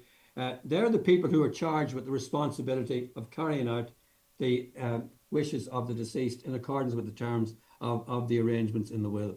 So they're the party that should attend with the lawyer, with the solicitor, to find out what's in the will, the contents of it, and what steps are to be taken. And then it's up to the executors then to pass that on to those who have an interest in it, i.e. the beneficiaries. So, but situations like these are fluid. There's a lot of emotion involved, and they have to be dealt with very sensitively. And if family members, maybe including the executors, wanted to attend for the reading of the arrangements, of course that can be facilitated. But sometimes there are personalities, and there's difficulties, and in this situation where there's the loss of a loved one, things can overflow and they can become tricky. So you just have to be quite careful and deal with it in a sensitive and objective way. But the executors, I think, are the ones who are the fall people, the middle people that are in charge, and those are the ones that have to give instructions ultimately, not those that are beneficiaries. All right, I think our last question might be even trickier. Both of our parents are deceased, 5 siblings left. One of the siblings has expressed to be buried in the same grave as the parents, but the other 4 siblings would be against it. Where do the 4 siblings stand on this matter? That's a terrific question. It might be the last question of the year, actually, Greg. But it is, yeah. It's something that should be considered very carefully before people fall out about it. They have obviously different views, and you have to really go back to not what is their wishes or desires or whatever agendas they may or may not have, but the 2 parents who have been interred in a grave, and as to what their wishes would be. So let's just reverse it completely and say that that's what has to be looked at here. And in that situation, I would be saying that the people to be consulted are there if they had made wills, their legal personal representatives or their executors, and put it to them and ask them what their decision would be in relation to it, because that is the prerogative of those that have passed away. But they're dead now, and therefore it's falling within their estate, not the children coming thereafter to make these decisions. Also, I think it would be very well worth checking out what the situation is with regard to. People say, well, they own that grave. Well, in my opinion, they've just a right to be interred in it, like it would be considered in legal terms some type of an easement. But it'd be worth checking with what the procedures are in their diocesan rules that are relevant to it, which there very well could be. And I think that's a port of call as well. Okay. But the actual burial right, and then saying that siblings can impose this on others, I don't think that is a very constructive way to be looking at it. I think that they should be pulling back from it and saying, what would the personal representatives, the executors of those that are interred in it, what would they want? What would their decision be? And take it down the succession route and maybe that way deflect and avoid some of the emotion in it, because it does sound like one that could get very, and you will use the word tricky, I'll use the word difficult. Yes, okay, so that's it. The last question of 2025 answered. The last question on the 9 till noon show, actually, because next year it's the Greg Hughes show.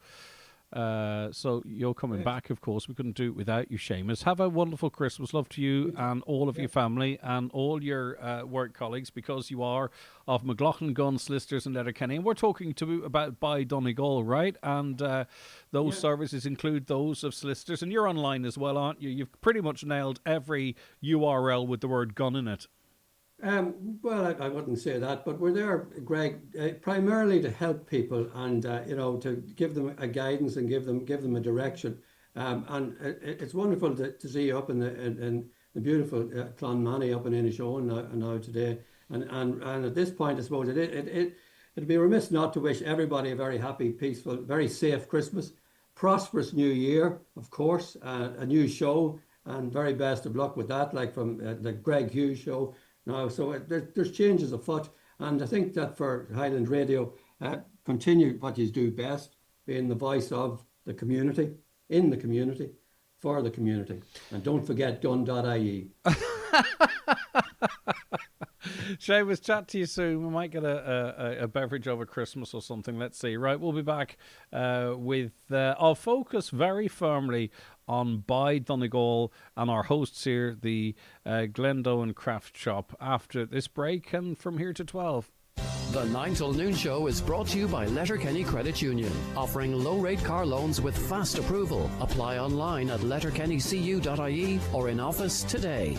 Brian McCormick here to let you know we're celebrating 30 years, supporting every match, mile and movement with you. We opened in 1995, so when you spend €30 or more, we'll give you a 1995 voucher to use off your next purchase. From sports footwear to your local football top, we've got everything to keep you moving, and this is our way of saying thank you. Here's to the next 30 years. Who's making something wonderful at Lidl this year? Hi, I'm David Brett from Oak Park. We pride ourselves on supplying award-winning hams to Lidl each Christmas. We select Board Bia quality assured Irish pork. We naturally smoke them using beechwood chips. Oak Park's Board Bia approved ham joints from $9.99. Lidl, more to value. With an ESB Network smart meter, you're in control. Track your daily, weekly and monthly electricity usage so you can choose the right plan for your home. Smart meters help all of us make smarter energy choices, so we can work together for Ireland's cleaner electric future. Sign up to a free ESB Networks online account today and see how your smart meter can work for you. ESB Networks, energizing your everything. Need safe, reliable scaffolding? Brown Scaffolding and Labour Limited St Johnstone has you covered. They erect, dismantle, hire and provide labour-only services across the northwest. Commercial, industrial, domestic and defective block rebuilds. Call 087 622 7040. Brown Scaffolding. Your safety, our priority. Introducing Flow for Men, my new fragrance collection of products created to keep you feeling fresh and looking sharp. The ideal gift for the man in your life. Find Flow in pharmacies nationwide or online at flowbybogue.com. Start every day with confidence. In the old Christmas run-up, everyone's squeezing in those last-minute jobs. Screwfix are helping you plough through them. With 24 days of surprises to unwrap in the Screwfix app. Don't miss out on offers on big brands. Unwrap a new surprise each day. Screwfix, no stopping you. Only on the app. Permissions required. No purchase necessary. For full T&Cs, see screwfix.ie. The 9 till noon show from Glendowen Craft Shop in Clonmany as part of the Buy Donegal campaign, an initiative by Donegal County Council, celebrating and showcasing Donegal's incredible local businesses to a global audience. Discover more at buydonegal.com. Highland Radio weather updates with McElhenney's. Find Christmas inspiration for everyone, from top beauty gifts to perfect last-minute ideas. Visit us in Ballybuffet to explore the full range, or shop online anytime at mcelhenneys.com.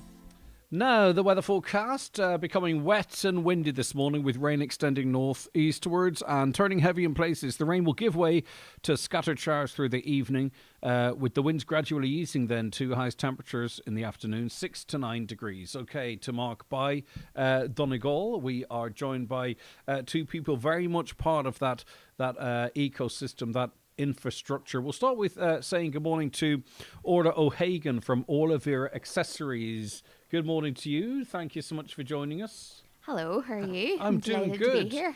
Tell us about Orla Accessories. Where are you based? What do you do? Well, my name's Orla. I own Orla Accessories. We're based in Buncrana, and we make sustainable handmade accessories, all from remnant leather. So it's leather that's left over from production from bigger companies. So we get a lot of our leather from the likes of Rolls-Royce, Mulberry and BMW. So it's really, really good quality leather. And actually last year we got a large lump of leather from Mulberry and Dr. Martens.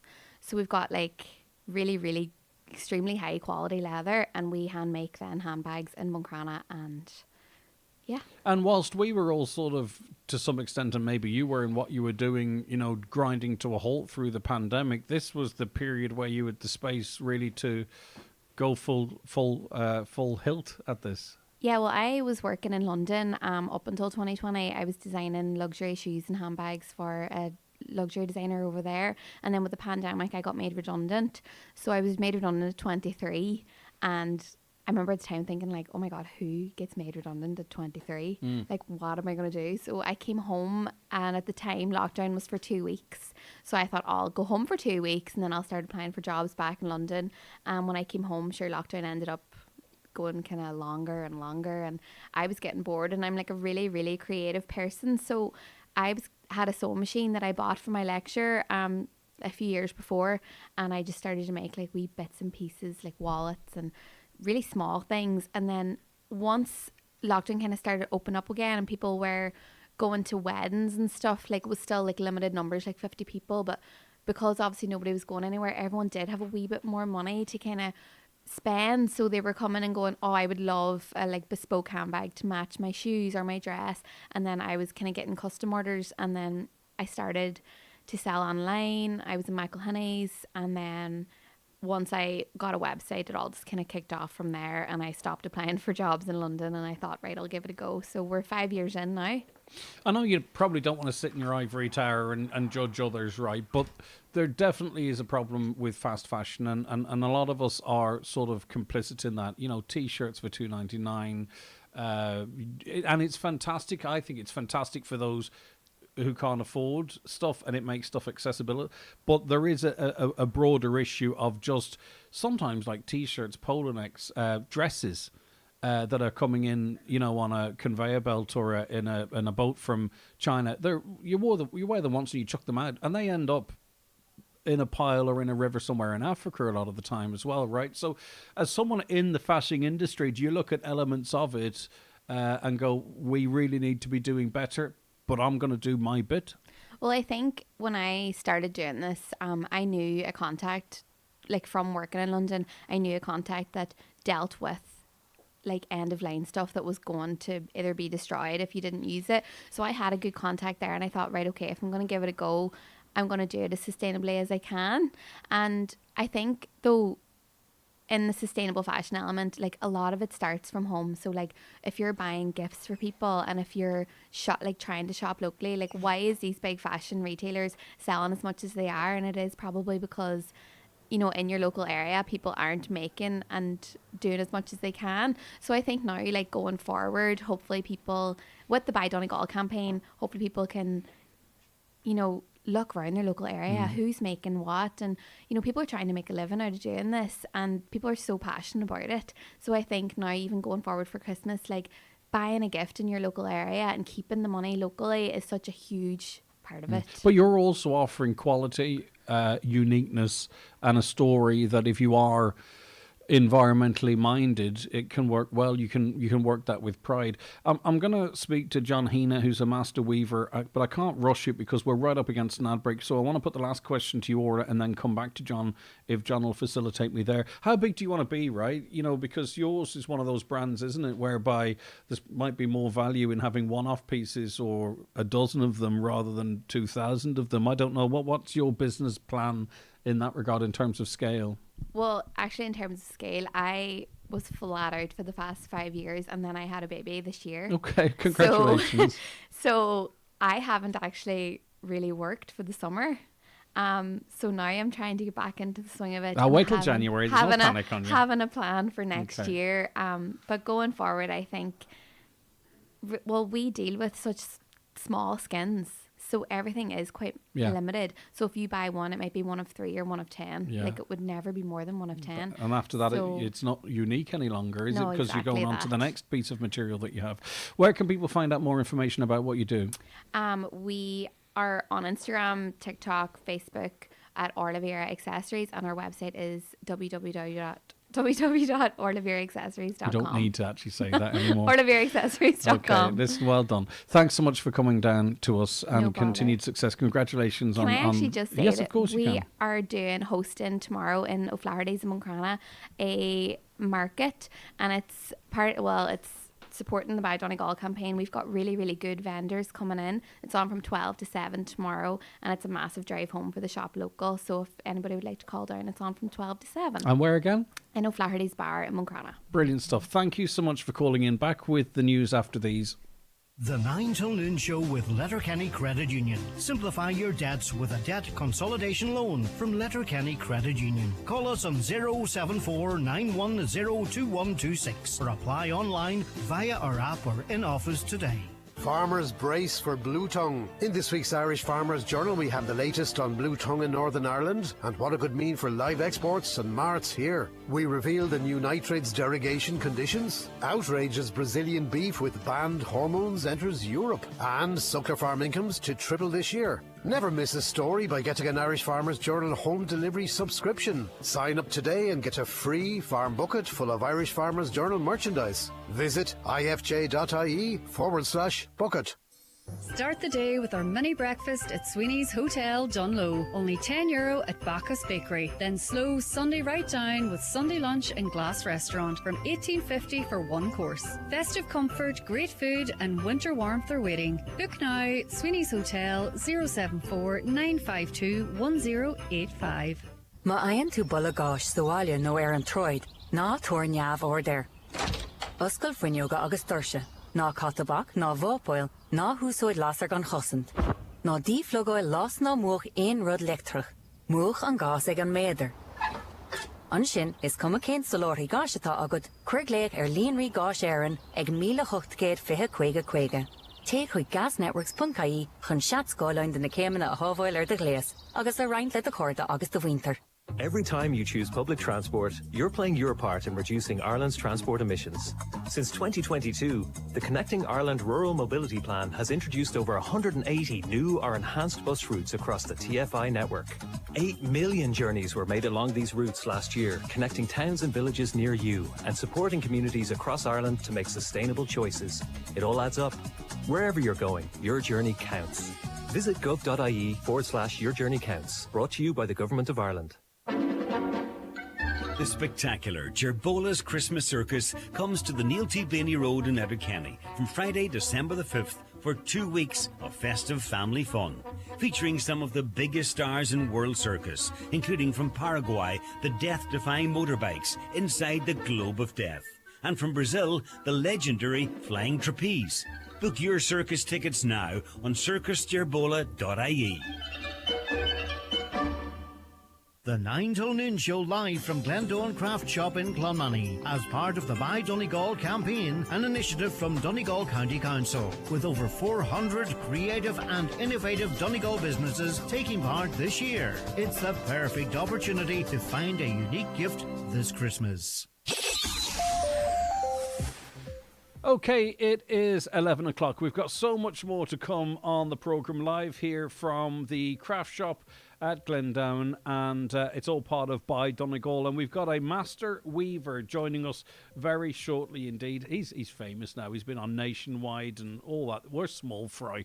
But anyway, we'll chat to him and so many more guests after we get the news headlines now and say good morning to Ryan Brawley. Morning, Ryan. Thanks, Greg. Good morning.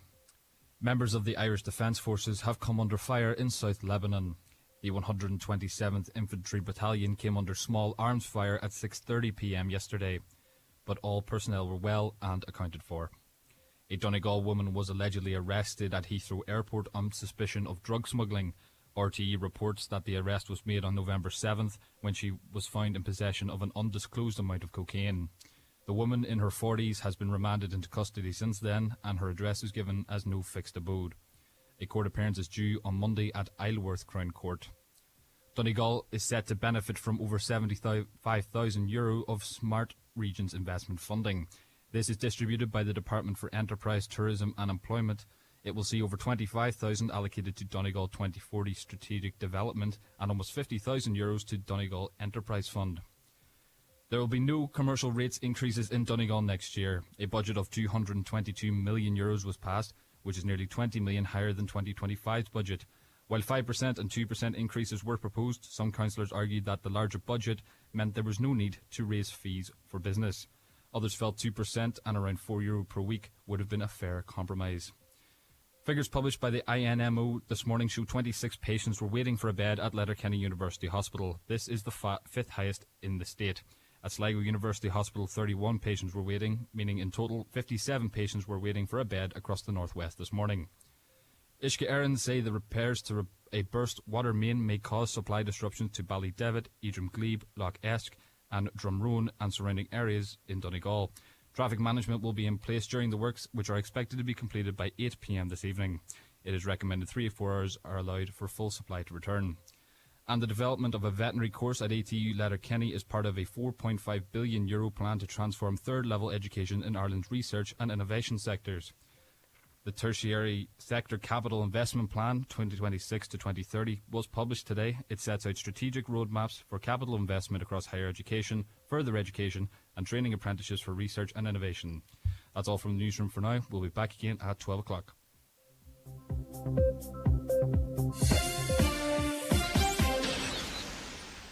Work's annual Chris Kindle, just 2 days away. Wait, no, it's today. And you got Kira nothing. You could gift her the stapler. Nah, that won't work. Chocolate? Nah. Why not really make their day with a National Lottery Christmas scratch card? There's festive riches, Christmas countdown or merry money. And millions in cash prizes to be won instantly. You'll be on to a winner with a Christmas scratch card as a Chris Kindle present. The National Lottery. It could be them. Gift responsibly. Welcome back to the programme. I'm joined in our little studio here, heated by a log stove, it has to be said, at the craft shop in Glendowen, by John Heena, who's a master weaver and I suppose one of the leading lights in the weaving community. Thank you so much for chatting to us, John. How are you keeping? Not too bad, Greg. And yourself? I'm doing good. You know, it's kind of funny talking to Orla there about her sort of approach and sustainability and all that kind of stuff. And yet here we are. You've been working and your family have been working with one of the most sustainable materials there is, isn't there? I mean, it comes from here. It's woven here. It's made here. The garments are made here. It's amazing. Yeah, it's unbelievable. You know, a few years ago, Highland Radio actually played a big part in this success story here. Because I was working with McGee's at home and had the radio above my head in the loom all the time, and they were doing an article on the show. So a phone number came up and I didn't have any biro to write it down, so I knew Anne from years ago in the craft shop, so I rang Anne to see if I could get the number. So she told me in the conversation that she was after getting a loom, and she wondered how could it be this loom be put together. So I told her I might have a go at it, so her and Pat called up to ours on a Sunday to take a look at my loom. I came back up here the following weekend and we decided we'd have a go at it. So the weekend after we came up, and after the second day, myself and Pat had the loom up and running. Anne kept us well fed and well watered, looked after us. And I can still see when the loom going the second evening, Anne came in the door and she just, a wee grin on her face, just like a child opening the Christmas present on Christmas Day, you know. And from that on, it's been a success story here all the time. Brilliant. A loom, it looks like organised chaos, right? It looks like it shouldn't work. You see everything differently to I do, right? But it's astonishing what it's doing and how, when you're operating, what you're doing. Yeah. Well, you know, Anne started to learn to weave up here, and I came up and spent a few weekends with her, and it's amazing how quick she picked it up. And we met another woman up here as well, Claire Harkin, and she had a big knowledge in textiles, and she got a loom as well.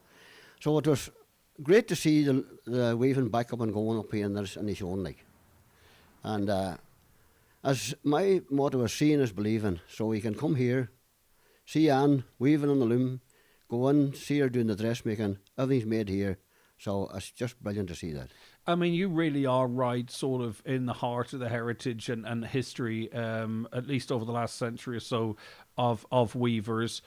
Your uncle lived in Carragart, Frank Heena, just for anyone listening in that area. He worked with McNutt's, who are still, of course, very active in this space. Your dad and then you worked for McGee's. So this was your childhood, wasn't it? Your uncle, your dad? Yeah, well, I actually started in 1970 and I worked in a factory in Ardra where there were 36 handloom weavers. We had handloom weaving that in Kilcar, Glencullen, Ardra, Dunlewy, Ballyliffin, Derrybeg. But through the years, it's just fell off. The power looms took over big time, and with people emigrating and people passing on, a few years back, we were down to single numbers actually in our draw loan. So Anne played a big part in that as well here, because the ETB decided to run courses. And Anne, she told me several times, when you have a go at it. And eventually I gave in to her. I says, well, try it. I get the feeling Anne kind of gets what she wants. Would that be fair to say? In one way or other? She's sitting very close to there, so be careful. So anyway, the ETB started up and we spent 4 years in Kilcar, and at the minute we're based in Letterkenny. Myself, Valerie Taylor and Jenny Quinn. So we've got 9 students over there now the year, and anybody's interested in learning, they can get all the details of the ETB, and we're starting another course next year. So Anne played a big part in that as well. In terms of your own role in that, John, do you get the importance, or see the importance of you passing on your expertise and your skills to another generation? And when I say generation, I don't necessarily mean that in age terms, because I presume some of your students could be of all different ages, but passing on your knowledge to a new group of people, is that important to you? Oh, very important, yeah. You see, the thing about it is we have a lot of weavers now in different counties in Ireland, like, and if they start doing workshops or learning people, you know, you're spreading it, it's going to grow. So, up here in Inishowen, there's some sort of a drug they use that I don't know anything about. When you come up, you don't want to go home. Right, okay. So, you don't want to let the good ones pass bridge end, you see, so they keep you locked in. It's amazing, the talent that Anne and Claire Harkin, these folk have up here, you know, it's just unbelievable. You describe a time when you started where, you know, in Ardra and many different places around the country, there were lots of people working in it, to the point whereby you could work in one area, move to another and do the same work for a different company and so on and so forth. When things sort of die out, it seems to happen slowly and then very quickly. Can you put your finger on what was happening or why so many people stopped weaving, or how, employment went to single figures. What happened, or can you put your finger on what changed? It's really, I think the power loom took over big time, and I don't know, like I have two sons, they're not interested in it, and I think myself, the patience, you need some patience, and you need a lot, the young folks, but thankfully the ETB did bring them in, but it was almost gone in that and it was almost I just sometimes think it's a little bit like the trains, that we don't know what we had until it was gone, if you know what I mean. Yeah. And it can be hard to pinpoint what goes wrong, but it just sometimes, it'd be great if we could go back and make certain decisions again. Also, too, you could have worked every hour in the day, I presume, back in the day. You could do it now, of course, still, but you know what I mean. You could have worked every hour in the day, I presume, with so many, such demand on your finished product. Oh yeah, way back years ago, I could be working 60 hours a week, no problem. It's just if you like what a loom, you get hooked and you get hooked. Other people really done it just to make a living, to try and make a few pounds, and they didn't really like what they're doing. But if you get into it and you're just caught up like a drug, you can't get away from the loom. Yeah, I get you. Yeah. How many parts of your body are moving as you're working the loom? Oh, I mean, the legs are going 10 to the dozen. I mean, how difficult is there a sequence? You know what I mean? How difficult is what you're doing? Well, it's all about time and getting your timing right, get a rhythm. A lot depends on who's learning you, really. So when I was in Ardra and the Martins, and there were 36 hand loom weavers there, you watched out, everybody had a different technique. Really? Okay. And you really checked out, and watched out who you thought it came handy to. And that's the way I learned it anyway, and I hope to learn that to several more people as well, Yeah. You really enjoy the teaching, don't you? Yes, I like it, yeah. Yeah. And we had Martin Harley, of course, the former Cahirlock, paying tribute to you a couple of days ago as well, with the work that you do with the ETB, because I don't know, and I will speak to Anne a little bit more about this too. There seems to be, maybe I'm just hearing more about it, but we seem to be riding a little bit of a wave in terms of, the national exposure, the popularity of the garments that are being produced at such a high standard. Yeah. I'm not, it's still probably a little niche, but there does seem to be, particularly I'm come across, I feel like there's a resurgence at the moment. Is that impression you get? Oh, yeah.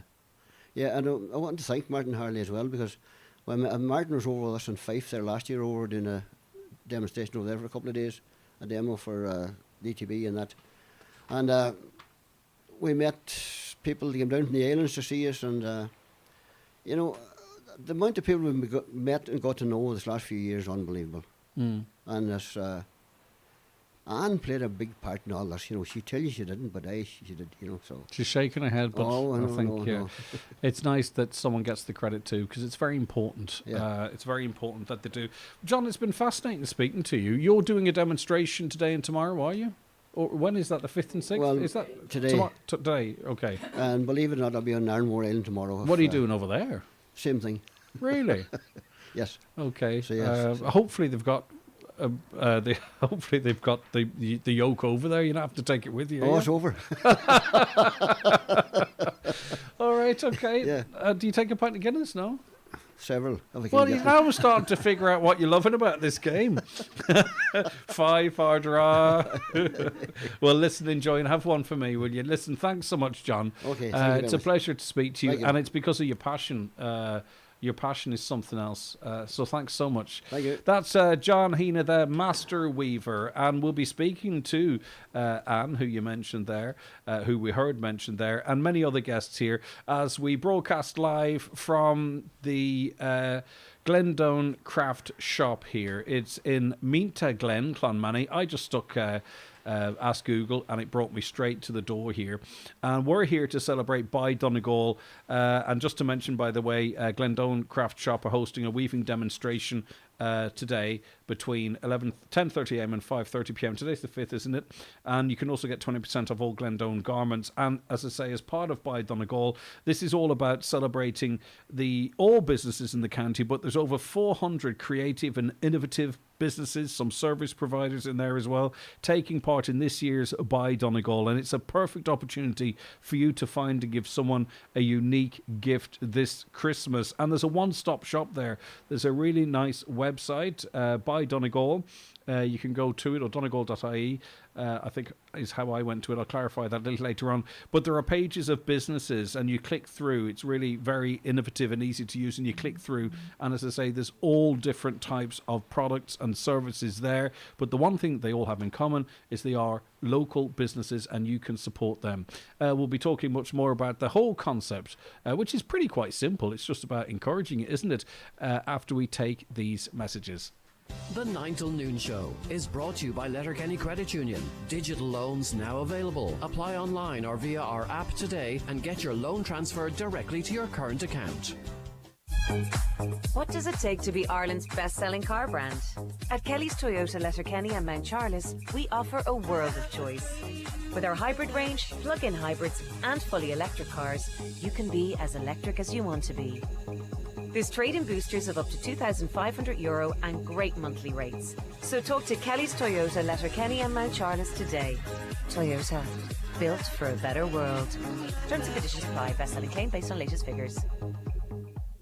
This Christmas, wear the magic of the Donegal crest. Try the new Donegal Hydra range. Tees, polos and fleece tops. Perfect gifts for every Donegal supporter this festive season. Brian McCormick Sports. In-store or online at bmcsports.ie. Kitting out Donegal since 1995. TFI Local Link operates evening and weekend services throughout rural Ireland to help you stay connected 7 days a week. We know life doesn't just happen 9 to 5, so if you're commuting, shopping, visiting family, or going out in the evenings or on the weekends, let TFI Local Link take you there. Visit transportforireland.ie. Derek Ryan returns to the Millennium Forum Derry on Saturday, 7th of February, with his brand new 2026 concert tour. Special guests Callum McPhail and Dominic Kerwin. That's Derek Ryan live in the Millennium Forum Derry on Saturday, the 7th of February. Tickets on sale now from the Millennium Forum box office and DerekRyanMusic.com. Tesco Club Card gives you the power to more this Christmas. Get RTE Late Late Toy Show ready with our can't miss offer on Terry's Chocolate Orange, Cadbury Small Selection Box and selected chocolate and sweet tubes like Randry's Jelly Tots, now 5 for €5. Get another can't miss offer on tubs of Quality Street Roses, Heroes and Celebrations, now 3 for €12.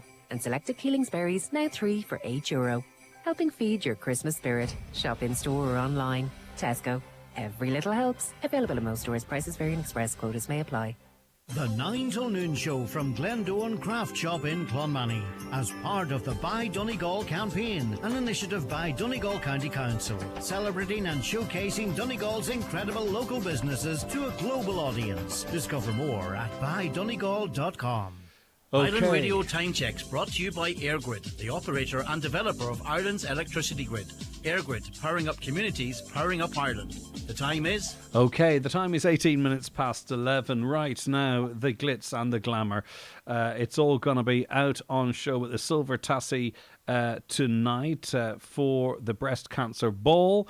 Mr. Michael Sugru, surgeon at Letterkenny University Hospital, joins me. Good morning to you, Michael. Thank you for your time.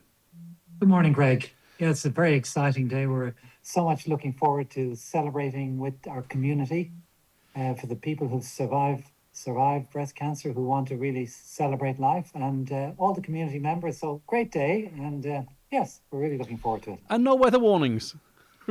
Yes, no, we'll have a few storms, but they'll be pleasant storms tonight. Of course they will indeed. And as I say, everyone's got their tickets now who can get tickets, because it is a sellout, which is fantastic. And it's a fantastic opportunity, as you mentioned, for the reasons you mentioned, but also to raise the conversation again and to raise money as well. And you've got fantastic guests. Obviously, Shay Given, we spoke to him on the show a couple of weeks ago. He can't wait to go. It's been on his radar for quite some time. And now you've also secured the attendance of the Minister for Health, Jennifer Carroll McNeill, which I think is very, very significant, because it means she really is buying into, hopefully, the health service in Donegal, but also all the efforts to try and get that development at Letterkenny University Hospital over the line. Yes, Greg. First of all, Shay, it's such a fantastic honour to have Shay there. It'll warm our hearts. But coming to the minister, what she's done, along with our local politicians, the team Donegal, selling Donegal, the minister has made a lifeline for the hospital by the awarding of a surgical hub and an expansion to the oncology service. She single-handedly has transformed, along with our local politicians and other people, the opportunity for us to move forward in Letterkenny University Hospital. Since this announcement last July, things have changed significantly, Greg. We've had, for example, 8 applicants for the surgical consultant breast position. I mean, things have changed. There is a new vibrancy about what might have been the level of interest in that position previously, Michael? Very challenging. Really?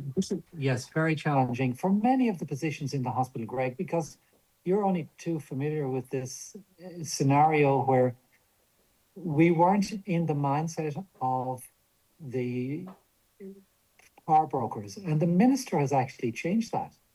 She's truly remarkable in that she's taken data, looked at our population, looked at our productivity in terms of our workload, and said, oh, we need to help this hospital, and the allocation of a surgical hub and oncology is the start of that. And her commitment to the development control plan, which is the greater campus, this is the first minister that really has had a handle on what's actually happening at a Model 3 hospital like ours. And in relation to that, and I don't wish to be negative at all, but of course the whole sell of the surgical hub was there's a system, there's a plan, it's relatively costed, you know what I mean, and the delivery can be really quite quick. But I do note that some of the developments, or all of the developments for Letterkenny University Hospital, are going out to tender, which my understanding is different to how surgical hubs are being delivered elsewhere in the country. Firstly, is that the case? And secondly, does that potentially leave us open to timeline slips? Well, I think it's always good to monitor these things, Greg. And we had a very positive meeting just this morning at a national level among the key clinicians and the National Steering Group, which is led out by Eileen Rudden. And this was a very positive meeting. So in terms of that, we're keen to ensure that we keep an eye on this project as clinicians. It will take time, Greg, and they do go to tender. And I think it's fair to say we're a bit happier at the moment than we were, say, during the week. So we're watching the space. We want it for the people of Donegal, so that in 5 years' time, it'll be another arm in the Letterkenny University Hospital that will attract people. I mean, it's been a really busy year in the breast unit, Greg. I mean, our cancers are up, cancer patients are up 17% on last year. They're up 40% on 2016, 2017. So we've seen the largest number of new patients ever in the breast I must unit. ask you, what might that be attributed to? It can't all be aging population. Is it awareness? Is it our conversations? Is it our push to get people to go to breast check, or try and highlight that people, keep an eye for changes on their bodies? Or what might be driving such a dramatic change, Michael? If you frame it as dramatic yourself, of course, I don't want to put words in your mouth.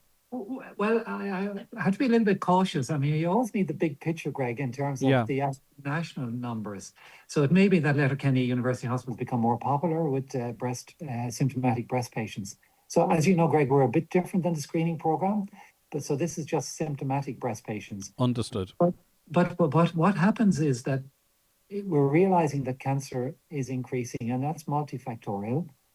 There are environmental factors, and then there are factors related to, BMI, weight, and I think that there's an increased awareness through, programs like yours, the primary care doctors.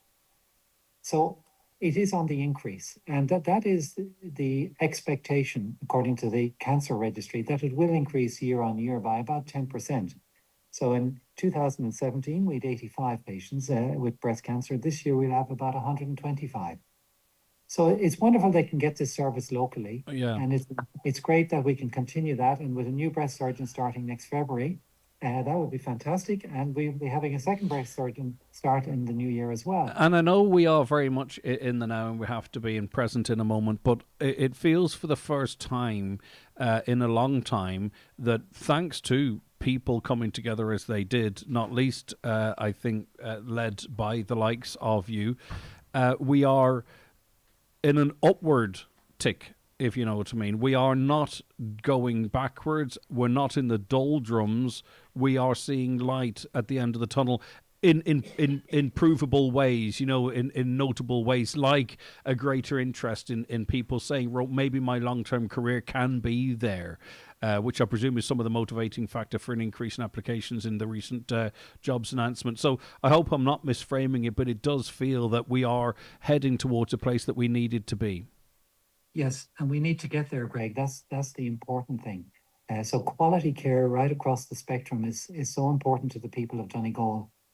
And, you know, with the breast service, we'll be talking a tiny bit about it tonight at the breast ball, but we're very pleased with our, our program, the team effort. We can improve, Greg, of course, but in terms of the outcomes, we're very happy with our surgical performance compared to the national performance, and we'd like to continue that, Greg. Have a wonderful night tonight, will you? Hopefully now that it's all done and dusted, you can truly, maybe once you've said a few words, truly relax. Best wishes, and I hope it's a wonderful night, and I have no doubt it will be, because there's fantastic music and fantastic guests as well. So, and thank you, Greg, for your support during the year, and Caroline and the morning show, really highlighting the important issues for Donegal. It's what we're here for. Thank you very much indeed. Right, Anne McGonigal of Glendowen Craft Shop and Studio. Hi, Anne. How are you? Very well, Greg. Thank you. I just managed to get your head through that door now after Mr. Heena's comments on you. But look, listen, we're not always comfortable hearing nice things about ourselves, but, you know, it is lovely to know, I presume, and you know, that you've had such an instrumental part in you know, revitalizing this whole space in this beautiful part of the world. Yeah, it's just, my heart is full whenever I think of what we do here, and I have to give it to John. Only for John had given us such encouragement and had the know-how to do it, to get our loom back together again, and to be teaching other people now, as well as myself, how to weave. This is a bigger project, though, than just a building, isn't it? Than just but the loom. There's something else going on here, isn't it? It's about the landscape. It's about history. It's about culture. It's about the future. There's a bigger picture here for you, I sense. There is, yeah. Yeah, I was very lucky to grow up with my mother was a great craftswoman, and from a very young age she was teaching me how to sew and crochet, and she was recycling long before we even knew what the word recycling meant. And she always encouraged us to make things and do things. So when about 30 years ago, I started working with Donegal Tweed and making garments, designing and making garments and selling at craft fairs. And I even market stalls, anywhere I could sell from. So then 20 years ago, we built the shop here, so that we had a premises to sell from. And originally I was just selling the garments that I made myself, but I found that people were asking, where can we get other local crafts, candles, pottery, anything else that's made locally. So I started sourcing good quality crafts, but I decided to make a point that I would only sell Irish-made products in the shop. Yeah. As much Donegal as I can, but then if I can't get it in Donegal, I would get it throughout Ireland. And it is difficult at some times, because a lot of crafts and that are being outsourced now. But we're very lucky here in Donegal that we have so many great producers. We have Rossan Knitwear, Hannah hats, Inishowen candles, Donegal pens, Donegal soap, hand knit irons, Peninsula pottery. There's so many. Has that network always been there, right? Whereby you can name check other amazing companies and they will in different platforms, or is that relatively new? Like, I'm just thinking maybe back 30 years ago, where you're plowing a lonely furrow, or whatever the phrase is.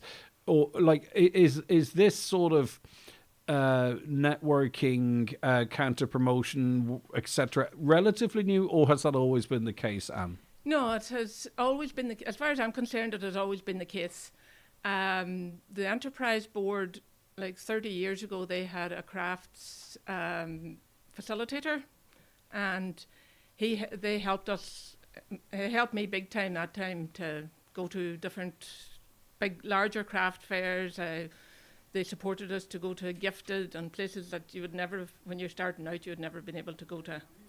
And still now there is a lot of craft networks, and there are other craft workers that I can reach out to, or they can reach out to me if there's anything that we can do for each other. I'm sure you've got an excellent local trade and visiting trade, but I'm just curious as to the tourist trade, right? Because I presume this has become a destination now, because, you know, when I visit some place, and this is the point I've tried to make on the radio a few times, I want to feel part of it, or I want to bring part of it back with me. I want to understand it. I want to feel like I'm almost from there, right?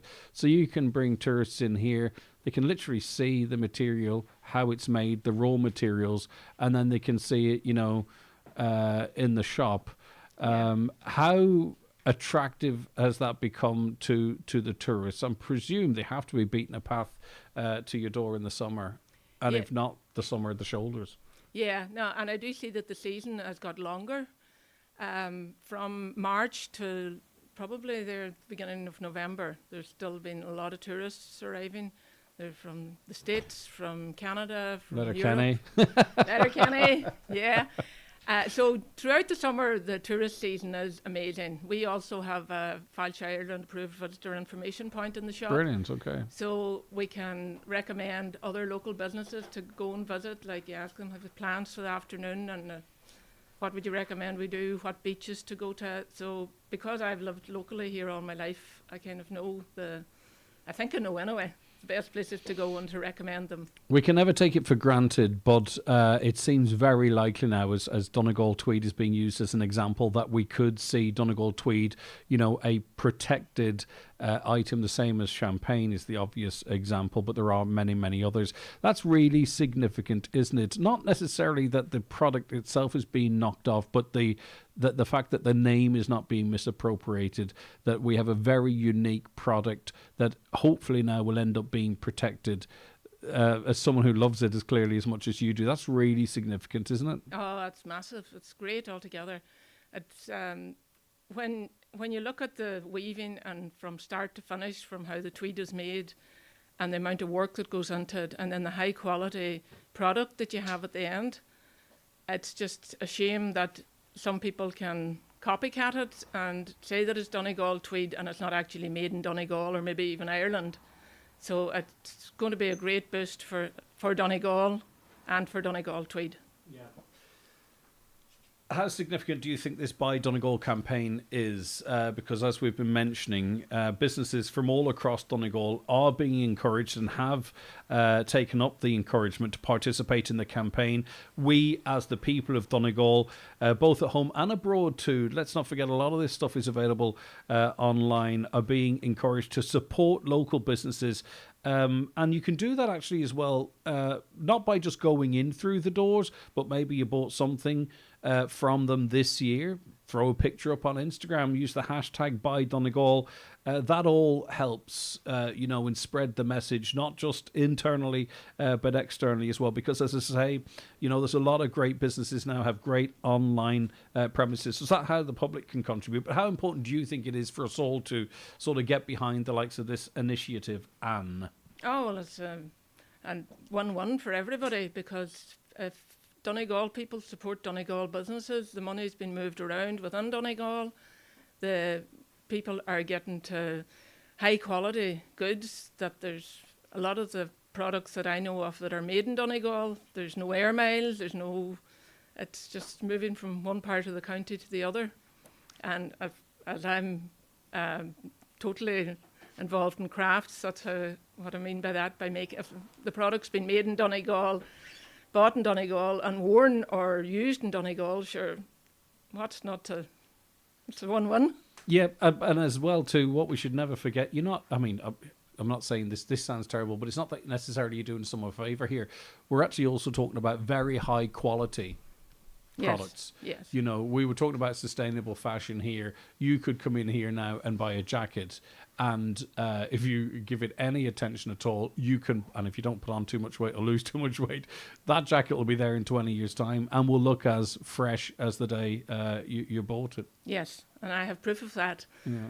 I've had customers who came back after having a jacket maybe for 15 years, and they lost weight and they wanted their jacket taken in, and they felt like they were going out the door with a brand new jacket, and it was 15 years old. Yeah. We also have a perfect example in the weaving shed of a coat that was given to us to put on display, and it's Donegal, hand-woven Donegal tweed coat, and it's 90 years old, and it still looks perfect. My dad was a master tailor.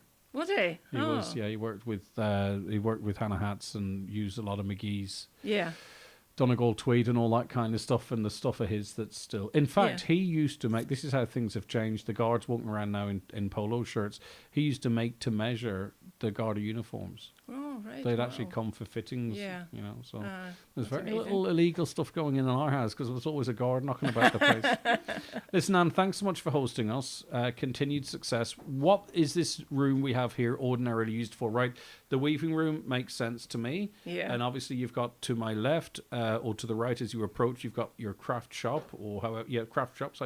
So what do you use this space for? It's a brilliant space. I presume it's quite flexible, is it? It's very flexible, yeah. Just at the weekend there, we had a little traditional music session for a family Where's the bar? Oh, families. Okay, sorry. Yeah, no bar, unfortunately.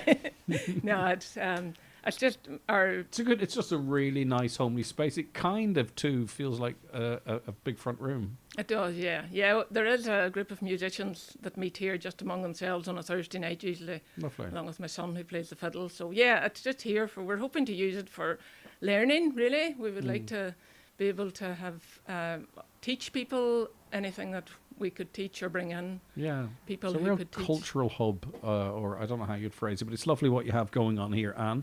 And it's clearly something that you're very passionate about. You work hard, but they say, I suppose, you know, if you love your work, you never work a day in your life. And I get exactly the feeling. How I feel. I get the feeling that's the type of you. Thanks so much for having us and chatting to us.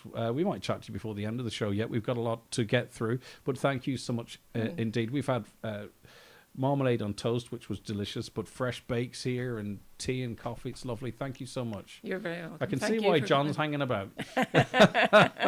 We'll be back with more on the 9 till noon show and more guests live here from Clonmany after the break. The 9 till noon show is brought to you by Letterkenny Credit Union with monster loans available up to €60,000 for all occasions. Visit letterkennycu.ie.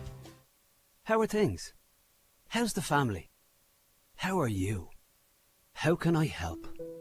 When it comes to supporting people living with dementia, it starts with asking how. Because how is a small word, but this social connection makes a big difference. So if you know someone affected by dementia, check in with them and learn more about how you can help build dementia-inclusive communities at understandtogether.ie from the HSC. 'Twas the countdown to Christmas and all through the house, everyone wishing for a National Trust Day out. But to where you ask, oh, I'll tell you we will. Adventures await, pure joy, sheer thrill. Rowallan Gardens Yuletide Market returns with Mount Stewart's festive trail, great family fun. For a Georgian Christmas, it's Castle Ward, and the Argery's Twilight Market is one to look toward. So wrap up warm and you can rely. For great Christmas fun, search National Trust NI. This week at Dunnes Stores, get Hula Hoop 6-pack, Cadbury's 4-pack and selected bottles of 7-Up, Pepsi and Club. Now half price. Find boxes of chocolates like Lily O'Brien's Petty Indulgence Collection 340g. Was €24, now €12. Or selected Black Magic and Dairy Box, also half price. And grab Deal 9 of our 12 Deals of Christmas. With Regina Blitz 8-roll pack exclusive to Dunnes Stores, now half price. Make Christmas for everyone at Dunnes Stores. Terms and conditions apply. DRS applies. This Christmas, you'll find all the best perfume, aftershave and cosmetic gift sets for less at McGee's Chemist in Letterkenny. Like Technic cosmetic sets from only $3.95, or Lynx, Dove and Nivea sets, all from just $4.95. There's something for everyone on your list this Christmas at McGee's Chemist. Shop in store or online at mcgees.ie. McGee's, where the best costs less. Smart employers choose One for All. Reward your staff tax-free now up to €1,500 with gift cards that can be spent directly in-store and online with thousands of retailers on thousands of brands. Give cards physically or digitally. It's gifting made simple. Order One for All gift cards now at any post office or online at onpost.com/business gifting. Terms and conditions apply. The One for All gift card is issued by GVS Prepaid Europe Limited and regulated by the Central Bank of Ireland. The 9 till noon show live from Glendowen Craft Shop in Clonmany as part of the Buy Donegal campaign, an initiative from Donegal County Council, with over 400 creative and innovative Donegal businesses taking part this year. It's the perfect opportunity to find a unique gift this Christmas. Welcome back to the programme, and we're speaking to more people involved in business in Donegal, the communities in Donegal. Sean McGonigal of Alpaca Way joins us. How are you getting on? Hi, how are you, Greg? What in God's name is an alpaca? It's like a sheep with a long head, a neck. You know, I still don't know when I'm at it this long. What is it? It's part of the camelid family. So what's that? It'd be cousins with a camel, but he wouldn't know him that well. But they don't have the hump. No, they don't have the hump. All right. And why do they thrive so well here? Well, you wouldn't like to say Donegal's similar to Peru, but Donegal, we're in the milder what Peru is. So Peru is extreme heat and extreme cold. So when the alpacas are here, they're not getting the extreme heat or the extreme cold. They're in a nice neutral. So, and what is it about their nature, right? Because there are a million animals, you know, but there's something about the alpaca that makes them, I don't know, special. What is it? The thing about the alpaca is that they're nearly like a dog in the way they know how to work with you, and they'll know you, and they'll know. They're very much, when we're doing the walks now, when we're doing the treks, you'll always see the fellas, the very friendly fellas will just walk straight into the pen because they have no bother getting attention off people. You'll see some of the fairly unfriendly fellas, they'll be sitting down at the gate grumping, but it's Are they social creatures like us? Is that part of it? Yeah, they're very social creatures. All our boys have met 30 or 40,000 people. So. Do they like attention? Yeah, when they're on their helters, they're giving. I just get the feeling alpacas, if they could work a mobile phone, would never be off Instagram. I think they are off Instagram already. Okay, and but why do people like to walk with them? Is it maybe that's part of the mystery? I don't know. It's our alpaca. There's plenty of alpaca walking all over the world, but our one really works because of the view. There's no view like Clonmany Bends in the whole of Donegal. Maybe I would go and say the whole of Ireland. Yeah, but it's I was told a few weeks ago it's the header for nearly every council website in Donegal. That's just the view it is. Yeah. It's walking with them, it's very different in the way. It wouldn't be like walking your dog. It's because an alpaca generally goes at your pace, so sometimes you wouldn't even think they're there. And then what makes the walk very special is the photos. Like, as I says, they met 30 or 40,000 people now.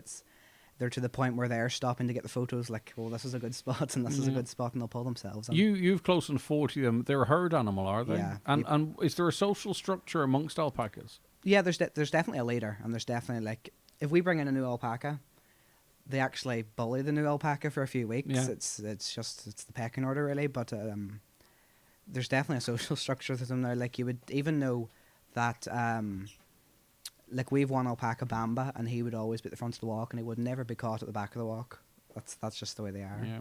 And in terms of your, I know lots of people that have gone to your place, right? So there's a strong. What is the sort of breakdown? Is it a big tourist attraction? Because obviously the scenery is there, right? And it is kind of unique, this opportunity to walk with this really striking animal as well. But there's plenty of Irish business there as well. It's not just tourism. Oh yeah, like we would like to think that at least 30 to 40% of our customers are from Derry. It's like My dad always says when he first started, it was all Northern Regis, and it's stayed that way. It's definitely Donegal and Northern Inishowen wouldn't do very well in tourism without Derry, and obviously the whole north of Ireland. Yeah, and there's 37. Do you have names on them all? Oh yeah, and you can recognise them all. Well, I can. You can. I can. I look You seem crazy up there. embarrassed So about that. I can. Yeah, but you can call them anything, and no one will be none the wiser. I took that very thick. If someone tells me, no, you're making that up, I'm thinking, hold on a second. I've been up here 5 years, and I'll have to look at these every day. I can tell you I'm not making them up.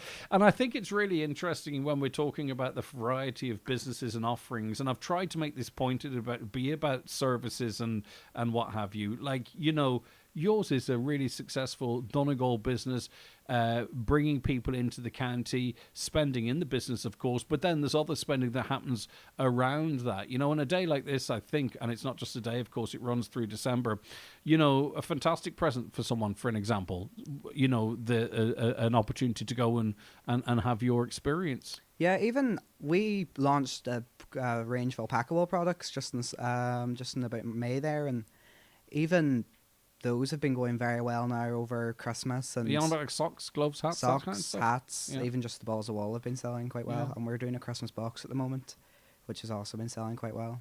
Brilliant. And what, in terms of their wool, what qualities does it bring particularly? Or so it's our wool we sell, the wild alpaca wool that we sell is it's 50% blueface Leicester and it's 50% alpaca. Because generally, when people are knitting hats and socks with stuff like that, alpaca is a very loose wool, and it's not great for. It would be great for a blanket or anything loosely knit. It's good for that, but it needs to mix with something else to keep it tight. For a sock. For a sock. Yeah, exactly. Okay. Helen Nolan is CEO of Spree Agus Sport 2, co-founder and CEO of the multi-award-winning social enterprise, and it's been a remarkable year in terms of the recognition. I love it. It's great when you see great people getting the recognition they deserve, and it's been a really busy time in that regard. Yeah, listen, we've had a great year. We're celebrating our first year in the garden centre now on Thursday, so that's been it's been a really busy time getting to know that business over the last year. But look, at Spree as a whole, an award-winning social enterprise, and some people maybe don't know what a social enterprise is. Well, just run through that. Yeah, no, that would be great, Greg, if I could. So really, we put people and planet, I guess, before profit, and every euro that is spent with Spree Agus Sport then is reinvested in our community in terms of supporting our disability services, our services for children and young people, and all our youth programs, and obviously jobs as well. We have a team of 100 people, so it's great, and we're making lots of impact in Carndonagh, and we're delighted to be joining you this morning. On a personal level, you've worked in other corporations, other companies, right? Now, I'm not saying they have bad ethos, don't get me wrong, right? But how nice was it for you personally to sort of get home and get involved in a big organisation, but maybe align more to how you want to do things? Yeah, absolutely, Greg. I did a degree in accounting and finance and was worked in a lot of large organisations as an accountant for many years before returning to my hometown of Cairn. And I fell into this really, to be honest with you. Lots of people know our story, attending the parent and toddler group, and, we wanted it to be on more days and to have our own home. So I was one of the drivers in that, but absolutely delighted to be playing a role now in terms of community impact. It's really rewarding in a way that doing year-end accounts can never be. And it's great to see the impact that we've made, not just in Carndonagh, but across the community as well. Many people may not be aware either of the scale of what you're doing, right? Yeah. And I think it's because of your background, being able to attract, massive amounts of money in that has been able to provide so many services, given the ethos of the organisation that you outlined a little earlier on. Like we're on a really big scale here. No, we are. Look, we're one of the national leading social enterprises in the country, really highly regarded by the likes of the Department of Rural and Community Development, by the likes of Pobble, Rethink Ireland, Community Foundation of Ireland, the Ireland Funds, all the major players in this space. They hold us in high regard. We've really great governance. We work hard at that, and we make sure that everything that we deliver is the best that it can be. And we've just been really good at responding to our community's needs. So like every year and multiple times a year, we're always asking our service users what's the need now, how can we do things differently, and it's how you bend and adapt and accommodate what's required. And we've seen that recently with our visit to Carndonagh. You know what I mean? You've that ability. You're also chair of the Initial Development Partnership, another important role. What are the key priorities for you in that role? Yeah, so I actually, I'm not chair now anymore, Greg. Sorry, my thing's out of date, so apologies for that. I was up until about a couple of months ago, and Francis Burns and Mulcran has taken that role. If people kept giving you bad information, how would you deal with that in the work environment? I would just smile and keep going. Yes, absolutely. I'm only joking. Right, but you wrapped up that role. What is the key the key role for that partnership as a whole, I suppose? Yeah, look at absolutely. Like what a lot of us are doing, and even the Wild to Pack Away and here in Clonmany, it's about trying to make Inishowen a really great place to live, to work in, and to bring our children up in. Like that's the key. We want an Inishowen Development Partnership is playing a leading role in that in terms of doing that for the people here in Inishowen. This is a really great place, and we just want to have the same opportunities as people anywhere else. So and that's kind of has been the driver with Spree all the years. So like I could have stayed in Dublin and reared my family there, but I wanted to come back here. But at the same time, I always thought I never want the girls to say to me, "Oh, if you'd have stayed in Dublin, we could have been doing, lots of different things." They've had way more opportunity. But that's been a fantastic motivator for you to do, because you understand. You have a clear understanding. Brilliant stuff, Helen. It's always a pleasure to speak to anyone associated with Spiriga Sport. I hold them and you guys in such high regard. Sean McGonigal. The Wild Alpaca Way. It's a great name too.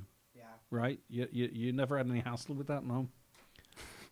Well, you could guess why, but it's just good marketing. You see, it is brilliant because it becomes associated. And listen, I always hear fantastic things about what you guys are doing as well. So thank you so much for calling down. And just if you could briefly run through the 37 names. Oh, well. No, I'm not going to do that to you. Listen, and I've no doubt you could, actually. Sean McGonigal of the Wild Alpaca Way, thank you so very much indeed. Helen Nolan, CEO of Spiriga Sport, thank you so very much indeed. We'll be back with more after this quick break. Brilliant. The 9 till noon show with Letterkenny Credit Union, now offering mortgages from 40,000 to 600,000 euro with no hidden fees or transaction charges. Letterkenny Credit Union, 9102127. This is Dr. Colin Henry, Chief Clinical Officer for the HSE. Right now, flu is circulating widely in our communities. Flu can cause severe illness for many people. It's not too late to get vaccinated to help protect you and the people around you. To check which vaccines are recommended for you, visit hse.ie or talk to a participating GP or pharmacist today. Thank you from the HSE. Give the gift of comfort and hope to those who need it this Christmas with a Trócaire gift of change. Visit trócaire.org/gifts or call 1800 408 408 to buy a gift and change a life. Trócaire, together for a just world. Glencar Spar, your day starts and ends here. Open Monday to Friday, 6 a.m. until 11 p.m. Enjoy fresh coffee, hot deli favourites, chilled treats, and all your grocery essentials. Plus, get Christmas ready with festive must-haves, family hampers, and even special hampers for your pets. Convenience, value, and holiday cheer all in one stop at Glencar Spar. Celebrate the life and music of the legendary Joe Dolan live at the Mount Errigal Hotel, Letterkenny, Friday, January the 16th, with the Dolan family and the original Joe Dolan band performing all the classics, Good Looking Woman, Make Me an Island, and many more. Tickets on sale now from the hotel reception and Ticketmaster.ie. It's the Right Price Tiles wood flooring and bathware 70% off sale. Get up to 70% off all your purchases. Up to 70% off all tiles, all wood flooring, all bathware. Everything's reduced in store. The 70% off sale at Right Price Tiles, wood flooring and bathware. Stores nationwide. Sale extended until Sunday. At Centra, we've got amazing Santa savers from now until the big man arrives. Like Coca-Cola Zero and Diet Coke 12-can pack, €6 each plus deposit. Selected O'Donnell's crisp sharing bags, €2 each. And Oyster Bay Sauvignon Blanc, €10. Stock up at Centra this Christmas. Centra. Live every day. Enjoy alcohol sensibly. The 9 till noon show from Glendowen Craft Shop in Clonmany as part of the Buy Donegal campaign, an initiative by Donegal County Council, celebrating and showcasing Donegal's incredible local businesses to a global audience. Discover more at buydonegal.com. Highland Radio weather updates with McElhenney's. Find Christmas inspiration for everyone, from top beauty gifts to perfect last-minute ideas. Visit us in Ballybuffet to explore the full range, or shop online anytime at mcelhenneys.com. Becoming wet and windy this morning, with rain extending northeastwards and turning heavy in places, though it will turn to scattered showers in temperatures of 6 to 9 degrees. Darren Holden of the High Kings is with me now. Good morning, Darren. Thanks so much for joining us. Morning, Greg. How are you? I'm doing good. We're really going to test our marketing skills here now, because we're getting short on time. But listen, everyone knows the High Kings, Ireland's leading folk group, and you are out on tour again, the Rocky Road Tour 2026. How excited are you about this latest adventure? We're really excited, actually, because we've had a phenomenal year. We've had 3 tours of the States, we've had a couple of tours of Ireland, but this tour is really, really exciting because we just released a brand new version of the Rocky Road to Dublin, and that was over the strength of the amount of people who tuned into the band after the Sinners movie, when we had the song in that movie. So we decided to re-energize it, reinvent it, and it's just taken off, and the streaming numbers are through the roof. So we're really, really happy. It is amazing, and I'm talking about a tour next year, and it seems an awful long way away, but hey, I know. It's only the 2nd of January that we have to wait until you turn up at the beautiful setting of the Mount Errigal Hotel in Letterkenny. The High Kings there, Friday the 2nd of January. I'm going to say it, Christmas presents. I mean, what a lovely gift, and fixing a problem for someone out there that doesn't want or doesn't know what to get the person they love in their life. Yeah, absolutely. It's going to be a fantastic Christmas present, and we always love playing the Mount Errigal because the audiences are always phenomenal. It's always so loud, and it's a Christmas spirit, New Year spirit. So it's going to be a great, great night. All the hits and some of the new songs as well. It's just a party for 2 hours. It must be lovely when you release new stuff and it resonates with your loyal fan groups and drags in new fans as well. And you see that, because nowadays you can see the impact straight away, can't you, in terms of numbers, location, etc. It must be lovely. Yeah, it really is. I mean, after Rocky Road to Dublin, we released a brand new original song called 77A. We shot a video here in Dublin. It's after going crazy over the last couple of months, and people really love the song. We've had loads of our American fans and Australian fans visiting Ireland, and they're looking to get on the 77A and take pictures of it and stuff. So it's really cool that people are resonating with the band in so many different ways. Brilliant. And you're coming to see us in Letterkenny in the Mount Errigal Hotel Friday the 2nd of January. Tickets available from ticketmaster.ie and the hotel reception. Looking forward to it, Darren. Thank you so much for your time. Thanks, Greg. Look All after the best. yourself. Thank you. Bye-bye. Right, that's where we leave it for the show this week. Thank you very much for listening. And don't forget, hashtag Buy Donegal. If you've bought something already, why not use that hashtag and spread the love? Right, now, our Friday finalist for our brilliant competition with Cadbury, the caller wanted to nominate my son, Keelan Ward. He retired from intercounty football this week after an amazing 12 years representing his county. We're very proud of his commitment and dedication over the years from his mum, Colette. Colette, we're all proud of him too, and we thank him for his amazing, amazing service. The overall winner, though, is our Thursday winner, who is Bridie McFadden, Carnagore, Carragart. Is Bridie on the line? Are you there? No, she's not. Bridie's not there. That's okay. Okay, I understand what happened there. So the other winner, Bridie's daughter, isn't it? No, it's not. It's a friend, Clodagh Doherty from Devlin Ree in Carragart. She's waiting on an appointment for Crumlin Hospital for double surgery for scoliosis. So she's only 13, but she's a wonderful, wonderful person. Clodagh, we wish you the very best. You've won a €250 one-for-all voucher to spend, and also Bridie McFadden for nominating Clodagh. You've also won a €250 one-for-all voucher. Thank you to all of you who entered. You were all fantastic. We're back with you on Monday morning. Again, thanks to Anne, who hosted us here at the craft shop at Glendowen. Thanks to Caroline and Shannon and Joe Dex, who kept us on air. We'll be back, as